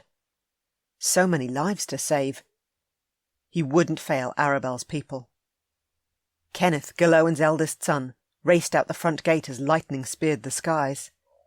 He sprinted down to the stone landing and leapt onto one of the waiting Berlins. "All to oars!" he bellowed as he gripped the centre mast. "There can be no delay. We'll head the Mackenzies off." "Let's go." Ian bounded onto a warhorse, as did Kirk. Finley snagged a destrier from its tethered post, mounted and knees thrust into the animal's flanks, slapped the reins against its neck and tore along the trail leading along the curve of the bay. They rode with a score of warriors, leaving a plume of dust the rushing wind whipped around in their wake. He urged his mount faster along the narrow path that wound upward along the ocean's cliff top. Massive pine trees swayed on his left and branches grazed his arm, while on his right the sea roared and his horse scattered stones on the verge that clacked down the rock face before disappearing into the churning, watery depths below. The two Mackenzie galleys approached fast, and Kenneth sailed directly toward them. It was so close, no telling yet who would win the race to the village first, Kenneth or the Mackenzies. "We have to hurry!" he bellowed to his brothers over the fury of the storm. He rowed hard, as they all did, desperate to reach the village in time. "Julia!" Arabel raced into her sister's chamber, but found Isla instead, gripping the windowsill with white knuckles as she peered out over the inner courtyard and the loch beyond. "She's not here, and this battle has arrived 2 days too soon." Isla rushed across to her, her golden shifter gaze swirling with turmoil. "I can't shift while I'm expecting, and I can't compel when I'm not where I need to be. Ian demanded I wait with you and Julia, but the villagers are my people just as much as those in this castle are. Finley asked me to find you, to remain with you." Fear sent cold fire racing through her, and she called forth her skill and directed a blast of hot fire to warm her through. Too much, too fast. It singed her, and she clutched her chest and fell to her knees. "Arabel?" Isla dropped down beside her. "I'll be fine." Gasping for breath, she thrust up a hand. "Just dinna touch me." "Where are you hurt?" "Too much hot fire. I should have taken more care." One thoughtless loss of control could kill her. Shakily she shoved to her feet, at least grateful her fast action had warmed her through. "I'll recover." "My lady!" Effie rushed into the room in her white apron skirts. "Lady Julia left the chief solar no long after you, and told me she wished to visit your parents' memorial stone afore she no longer could." "My parents' stone lies at the edge of the village." She raced for the door. "Isla, I have to go. I canna leave my sister out there with the battle about to rage." "Then I'm coming with you." She hurried after her. "I should never have allowed Ian to leave without me. The power of 3 shouldn't go into battle without their chosen ones at their sides, and that includes both you and me. Now we need to make sure no harm comes to any of them. I'll watch over one and all. As I'll do the same." She had one of the strongest of the battle skills, and she intended to use it. Her place was at Finley's side, whether he wished it or not. Chapter 11. The horn trumpeted across the bay from the direction of the castle, not once but twice. Nessa froze on the pebbly beach next to Julia, who'd arrived mere minutes ago on horseback along the cliff-top forest trail. As a seer, she should have had another vision when her people's very lives were at stake. She hadn't, and what it meant she had no idea. "The enemy approaches." Nessa wrapped one arm around Julia's waist as out at sea 2 Mackenzie galleys cruised towards them. A Matheson Berlin sailed in a direct line to cut them off, Kenneth at the helm. Kenneth shouted over the crashing of the waves as he gripped the ropes and strained to control the wind power he'd harnessed in the vessel's tight sail. "Hold tight," he barked to his men. The bow rose sharply upward, then slammed back down, and the enemy whizzed by in front of them. Beside her, Gillan bellowed orders to a score of his warriors who'd assembled on the foreshore, while another score of men rode free of the forest trail edging the cliffs and galloped down to the beach. Ian, Finley and Kirk bounded from their mounts and raced toward them. Finley skidded in beside Julia. "I've left Arabel at the castle with Isla, and you need to return to her, now. Your sister will never survive this battle if anything happens to you." "She'll never survive if aught happens to you, either." Julia hugged him. "Please be careful. I'll seek shelter in the woods. 'Tis too late for me to return to the castle." Thunder boomed, and an arrow thunked into the ground at their feet, right between Finley and his brothers. Finley hauled his bow from over his shoulder, planted his feet wide and set an arrow into the notch. He eyed his target and released his shot. The arrow flew in a wide arc and slammed into the leg of the archer standing at the bow of the Mackenzie galley. The man toppled over the side, and Finley slid another arrow into place. Nessa, get Julia far away from here. Hurry. Aye, I shall. She grabbed Julia's hand and ran towards Saoirse as she waited at the edge of the forest. She left the 3 warriors standing strong, side by side. There was naught more she could now do. 'Twas now time to allow the power of 3 to rise. Chapter 12. Matheson Castle, Scotland, current day. In his solar, Murdoch Matheson fell to his knees under the weight of a powerful vision. The battle had begun, although 2 days too soon. What the hell had brought it on earlier? Armed and prepared for war, the power of 3 stood together on the beach amongst Gillan's men, as 2 galleys filled to the brim with Mackenzies careened across the massive swell toward them. Another Berlin teeming with Matheson warriors missed the next cresting wave. They were too far behind. The Mackenzies would outnumber those on shore 2 to 1. All to arms! Gillan shoved his sword arm high into the air and bellowed as 40 or more warriors stood primed and ready at his back. We fight for freedom and for our very survival. Let us take these blackguards down. The Mackenzie galleys landed on the beach and their warriors exploded from their vessels and bounded onto shore, shouting their victorious arrival. Then they swarmed forward into the waiting Mathesons, and swords clashed. Murdoch's vision wavered, then another array of images flared to life. Isla and Arabel galloped along the forest path, the sea roaring and slamming into the rock wall 100 feet below, while a fierce wind whipped around and lightning slashed the skies. Tension coiled deep within him and had nowhere to go. His kin were about to battle for their very lives, and all he could do was watch and wait. Chapter 13. Alongside his brothers, Finley hauled his claymore from his scabbard. Together they released a blood-curdling battle cry and rushed forward into the fray of fierce Mackenzies. A warrior came at Finley and he blocked the swift blow, their claymores clashing dead centre, steel clanging loud against steel. Stay close, he yelled to Ian and Kirk. We're strongest when we fight side by side. I'm right beside you. On his right, Ian slashed his blade against his adversaries. We need to hold them back until Kenneth gets here and we even these odds up a bit. Kirk grunted and met 2 attackers head-on, striking first one and then the other. We can't let even one of them pass us by. They're not to get to the village. I agree. With his brothers at his side, Finley fought. Sweat poured from his body while high above a tumultuous mass of dark, seething clouds blackened the sky and promised a storm unlike any other, a storm that raged right here on the land in equal measure. "Finley?" Arabel's worried voice washed through his mind, her tone filled with panic and fear. "I'm here." He struck his opponent hard, and his hit brought the Mackenzie warrior to his knees. He knocked him out with the hilt of his sword, then met his next attacker who jumped over his comrade.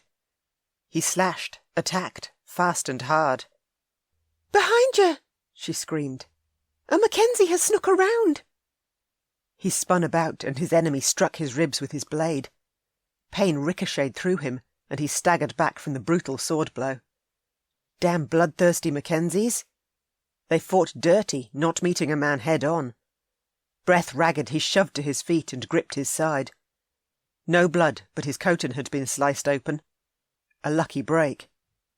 "Keep your eyes on both sides," he shouted to his brothers, then sprang forward and fought. Weapons clashed, then he ducked the Mackenzie's next high strike, rammed into him with one shoulder and took him down to the ground.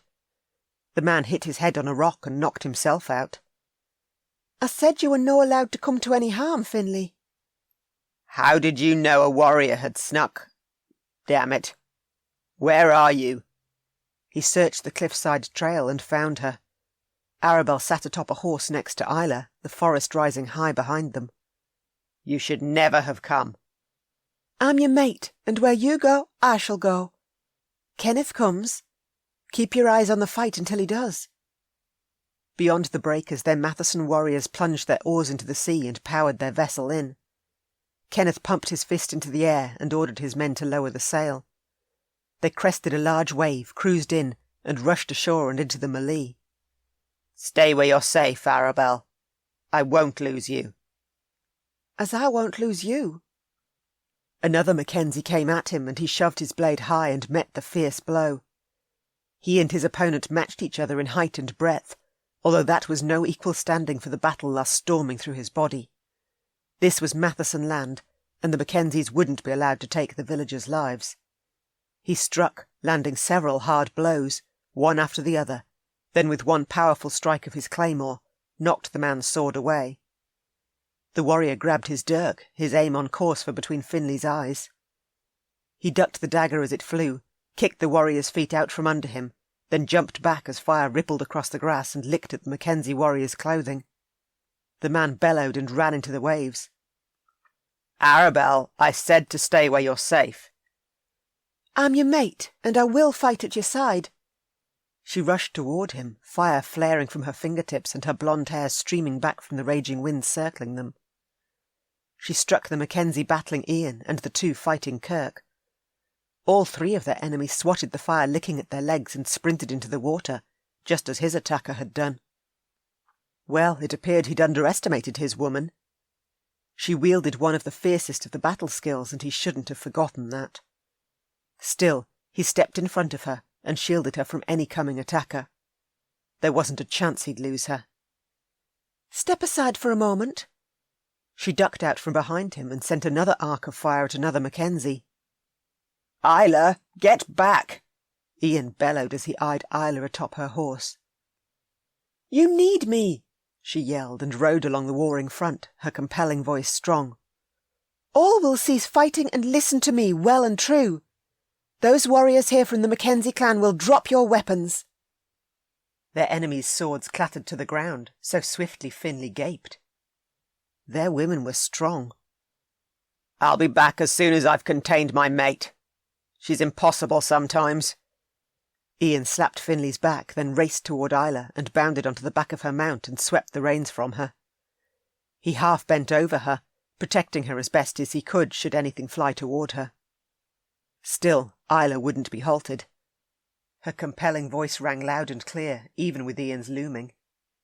"Hear me well, Mackenzies. You'll gather your fallen and leave these shores. Your fight is done this day, and you've lost the battle. Board your vessels and don't look back." The Mackenzie warriors heaved their fallen comrades over their shoulders and stumbled toward their galleys. "We were wrong to keep them away." Kirk sheathed his sword. "Go!" Isla commanded the Mackenzies. "Flee as fast as you can, and know that the Mathesons are the son of the bear. No one will take what is ours." The Mackenzies boarded, and with their oars in hand, rowed into the deep, then raised their sails. Isla grinned and continued, her voice so sweetly hypnotic. "Those here fighting for Gillan or to protect the village will tend our own wounded before we celebrate our win. I too am part of the power of 3, and our enemy will never get past any of us." She waved at Arabel from under Ian's arm. "Isn't that right, sister?" "Aye, none will ever get past us." Arabel raised her hands high and sent an arc of fire streaming toward the fleeing Mackenzies. It rippled across their stern and sent their enemy speeding away. Gillan shoved his sword high. "To the power of 3 and their chosen ones. May they forever stand at each other's sides." Cheers abounded, and Nessa, Saoirse and Julia raced out of the forest with the villagers spilling out behind them. With their enemy a mere dot on the horizon, Finley tossed Arabel over his shoulder and hiked it toward his destrier as lightning sizzled overhead. "You are in so much trouble, my sweet." "Oh, I hope so." She giggled, actually giggled. His woman clearly had no self-preservation. "And I hope you noticed the perfect storm, my stubborn bear." "Which will be your saving grace, since right now we're headed for the cavern. Isla and my brothers clearly have this battle in hand, whereas mine with you has just begun." "Well, I do love a good battle." She patted his backside. "Hurry it along." Standing before her mate at the rear of the cavern on the small curve of sandy beach, Arabel unlaced her gown. She wriggled the silvery blue silk down over her shift and folded it on top of a boulder as thunder rumbled overhead. You said we are each other's match in every way, and I'm ready to accept our bond, fully and completely. As am I. He stripped off his coat and tunic, laid his weapon safely against the rock wall, until he remained clothed in only his black leather pants. Can you read my mind? She could, with ease. He longed for her, just as she longed for him. Test your fire, my love. From deep within she tried to call it forth, but nothing rose. There is naught. I'm underground, and all 4 elements are in place. Then it wasn't just the elements coming together in a perfect storm that caused the realignment, but also the 4 elements together which will continue to dispatch your fire. Aye, thank heavens it is that way. Her dreams had been answered, and her hope now soared to new levels. She could have a life with him, one where they could join as one whenever the 4 elements came together again. Then in between storms I believe I shall go slightly insane. Finley swept her into his arms and bounded with her clasped tight to his chest onto the boulder leading towards the ledge. He jumped from one to the next, then strode along the ledge towards the crack in the rock wall where spray misted through. Gently he set her on her feet beside him, and she swayed closer. Her mind fuzzed, became consumed with the need to mate and join as one. Unless, he murmured, the 4 elements needn't just be a brewing storm. There is water misting over us, the wind which is usually a constant outside, and I could easily create a fire pit at the back of the cave and ensure it is lit if there's no lightning. The element of fire should be acceptable no matter what form it comes in. And we are already underground.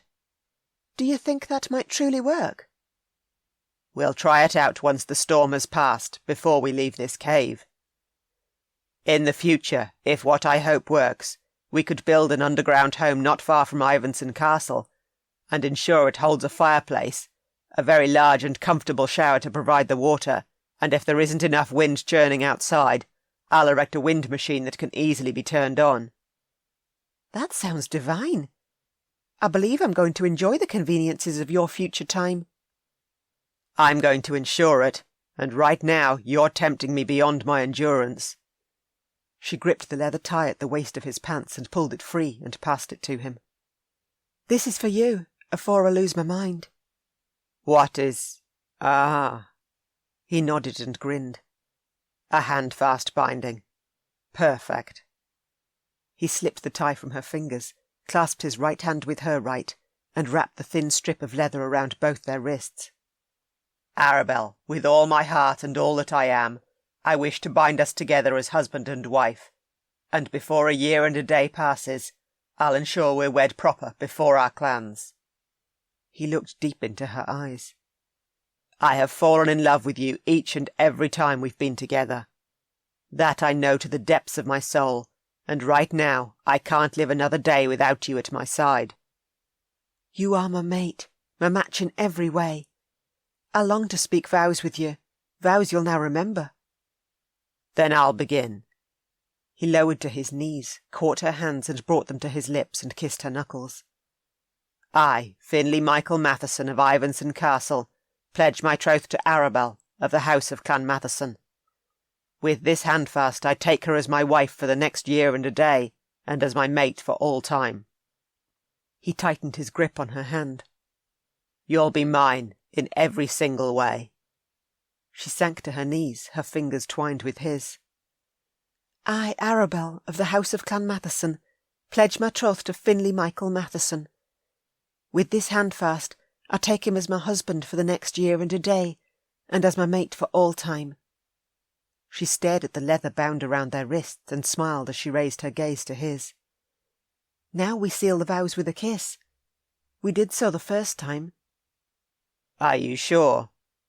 A teasing glint lit his golden eyes. Aye, very sure. She captured his mouth and kissed him, until his hard body wrapped around and stamped hers with a fierce heat she needed more of. She'd been bound to him across the centuries, and now that he'd found her, she never intended to let him go. Her mate. Her bear. Her very heart and soul. Chapter 14. Far into the future, Murdoch Matheson stood at his solar window on the second floor of Matheson Castle, overlooking the inner courtyard. A new day had dawned, one overflowing with an abundance of hope. Farther along the loch where the Fae village had once stood, ruins now graced the land rather than dust. Their Fae people had survived, and this morning when he'd shared the news with his clansmen, they'd cheered. He then contacted Finley's parents at Ivanson Castle, and Michael and Megan had been thrilled to learn their son had now found his mate, and the battle to save the Fae village had been won. They'd asked him to keep them informed of any visions to come, and he'd assured them he would. They also longed for their sons to return, but not until their mission was complete. At least now their shifter clan no longer stood on the precipice of extinction. Aye, come the next full moon, those who still remained unmated might feel the urge to seek out their mate, a dream he now held for his men. The power of three, as well as their chosen ones, had changed their future and set it on a new and exciting path. Outside in the training yard, his men attired in pants and shirts battled with renewed vigour. Swords clashed and glinted in the brilliant sunshine. Dust rose from their booted feet as they circled each other and fought, while overhead a seagull squawked, flew in a wide circle, then breezed in to land on the branch of the ancient elm tree scraping against the thick stone walls of the keep. His vision fluttered, and he closed his eyes. A barrage of images burst to dazzling life, and he grasped a hold of them. A beaming Finley in tan pants and a billowy white shirt knocked on Ian and Isla's chamber door, a glowing Arabel in a full-skirted ruby gown at his side. Ian, in his belted plaid, opened the door and smiled at his brother. "Well, well, it's good to see you looking so happy. You've been gone for days. Come in." He motioned them inside and shut the door after them. "Although I could sense your contentment through our bond, so I wasn't worried, not in the least. As I sensed the same contentment—" Kirk, his smile as wide as Ian's, slapped his black leather-covered thighs as he rose from the corner navy-padded chair and grasped Finley's forearm. "I take it you two have found a way to join together without the need for a storm?" "We have. We tested the theory after the storm passed, and discovered we can replicate the four elements with ease. The wind still blew down the tunnel into the cavern, and I lit a fire in place of lightning. We were covered for water with the mist and pool, and with the earth we were well underground. We are each other's match in every way." Finley clutched Kirk's forearm in return, and Ian's with his other hand. "On our return, we'll build our own underground home close to Ivanson Castle and ensure we have all we need on hand. And we'll aid you, since you'll no likely want that done as soon as possible." Ian chuckled as he gripped Finley's and Kirk's forearms, their circle of three complete as they stood together, each facing the other. "I'm so happy for you both!" Isla squealed as she rushed across the room in a flurry of burgundy skirts and hugged Arabel. Arabel squeezed Isla back. "None with my skill have ever known of this alignment needed of the four elements in order to exhaust our fire, and we are lucky to have discovered that is all that's needed to be together as we wish. 'Tis wonderful to know there is naught any fire-wielder in the future must give up." She glanced at Kirk and smiled. "'Tis now time for you to find your chosen one. The power of three aren't complete without their mates, and you are the last." "Last but not the least, and the next full moon is mere days away. That should aid me in my search, since so far it's been to no avail." Determination slashed Kirk's face. "I intend to find my woman, and I won't cease until I have." "Hear, hear," Finley cheered. "We're not leaving this time until the power of three rings with the greatest strength it can, that of all three of us joining with our chosen ones." "Aye, and I pledge my promise of aid wherever and however it is needed." Arabel ducked under Finley's outstretched hold with his brothers and wrapped her arms around his waist. On her toes in the centre of the circle, she kissed his chin. "You can always rely on me." "I pledge the same promise, and no one is leaving me behind this time, not once more." Isla slipped underneath Ian's arm and joined Arabel in the centre of the three brothers, her compelling words shimmering all around them. She locked gazes with her mate and offered him a cheeky smile. "Am I understood, my big bear?" "I understand you well, my little bear." He bent and kissed the tip of her nose. "Very, very well." Murdoch chuckled. It appeared no one could tame a fire-wielder or a compeller, not when all they desired to do was stand right beside their men and offer their love and aid. Aye, the power of three was a formidable presence, but made even more so by the highly skilled women who belonged to them. Now it was time for Kirk to find his mate, an exciting journey he couldn't wait to see unfold, a journey the power of three would embrace and conquer. Of that he had no doubt. Author's note. Clan Matheson descends from a 12th century man called Gillan, a man who was believed to have been from the ancient royal house of Lorne. The name Matheson has been attributed to the Gaelic words Micmacavon, which means son of the bear, and the clan chief's arms carry 2 bears as supporters. In the 12th century, Clan Matheson settled around the area of Loch Alsh, Loch Carron and Kintail, and gave their allegiance to Clan MacDonald, whose chiefs were the Lord of the Isles. Clan Matheson became a large and powerful clan, with a force of around 2,000 men, although by the middle of the 16th century they'd diminished greatly in size and influence, due to the blood feuds raging across the Isles at that time. This warring left them to possess less than a third of the original Matheson property on Loch Alsh. Interestingly, the other main branch of Clan Matheson lived near Loch Shin, Sutherland, at this time, and it was when I discovered this piece of vital information that the story I wish to tell of this once mighty clan, and the whispers in ancient times of their ability to shift into the form of the bear, became clear. For the purposes of this story, I chose for Gillan to have 2 sons, both when they came of age forced to go their separate ways, one remaining at Loch Alsh, and the other travelling farther afield to an area near Loch Shin. Those sons would then lead their own clans, yet would one day once again merge to bring the legend surrounding Clan Matheson back to life. It's time for the whispers to reignite. Clan Matheson are the son of the bear. This story is woven with as much accuracy to the period and locations as possible, although any mistakes made are mine alone. This book forms part of the Matheson Brothers series, and each story within it is standalone. Please feel free to search for any of my other works. I simply adore strong heroines, and have a ton of fun matching them with their honourable alpha heroes. The End. This has been Highlander's Passion by Joanne Wadsworth. Narrated by Catherine Bilson. Copyright 2015. Audiobook production copyright 2020. Coming next in the Matheson Brothers series is Highlander's Seduction, Book 3. You can find more information about all Joanne's books by visiting her website at joannewadsworth.com.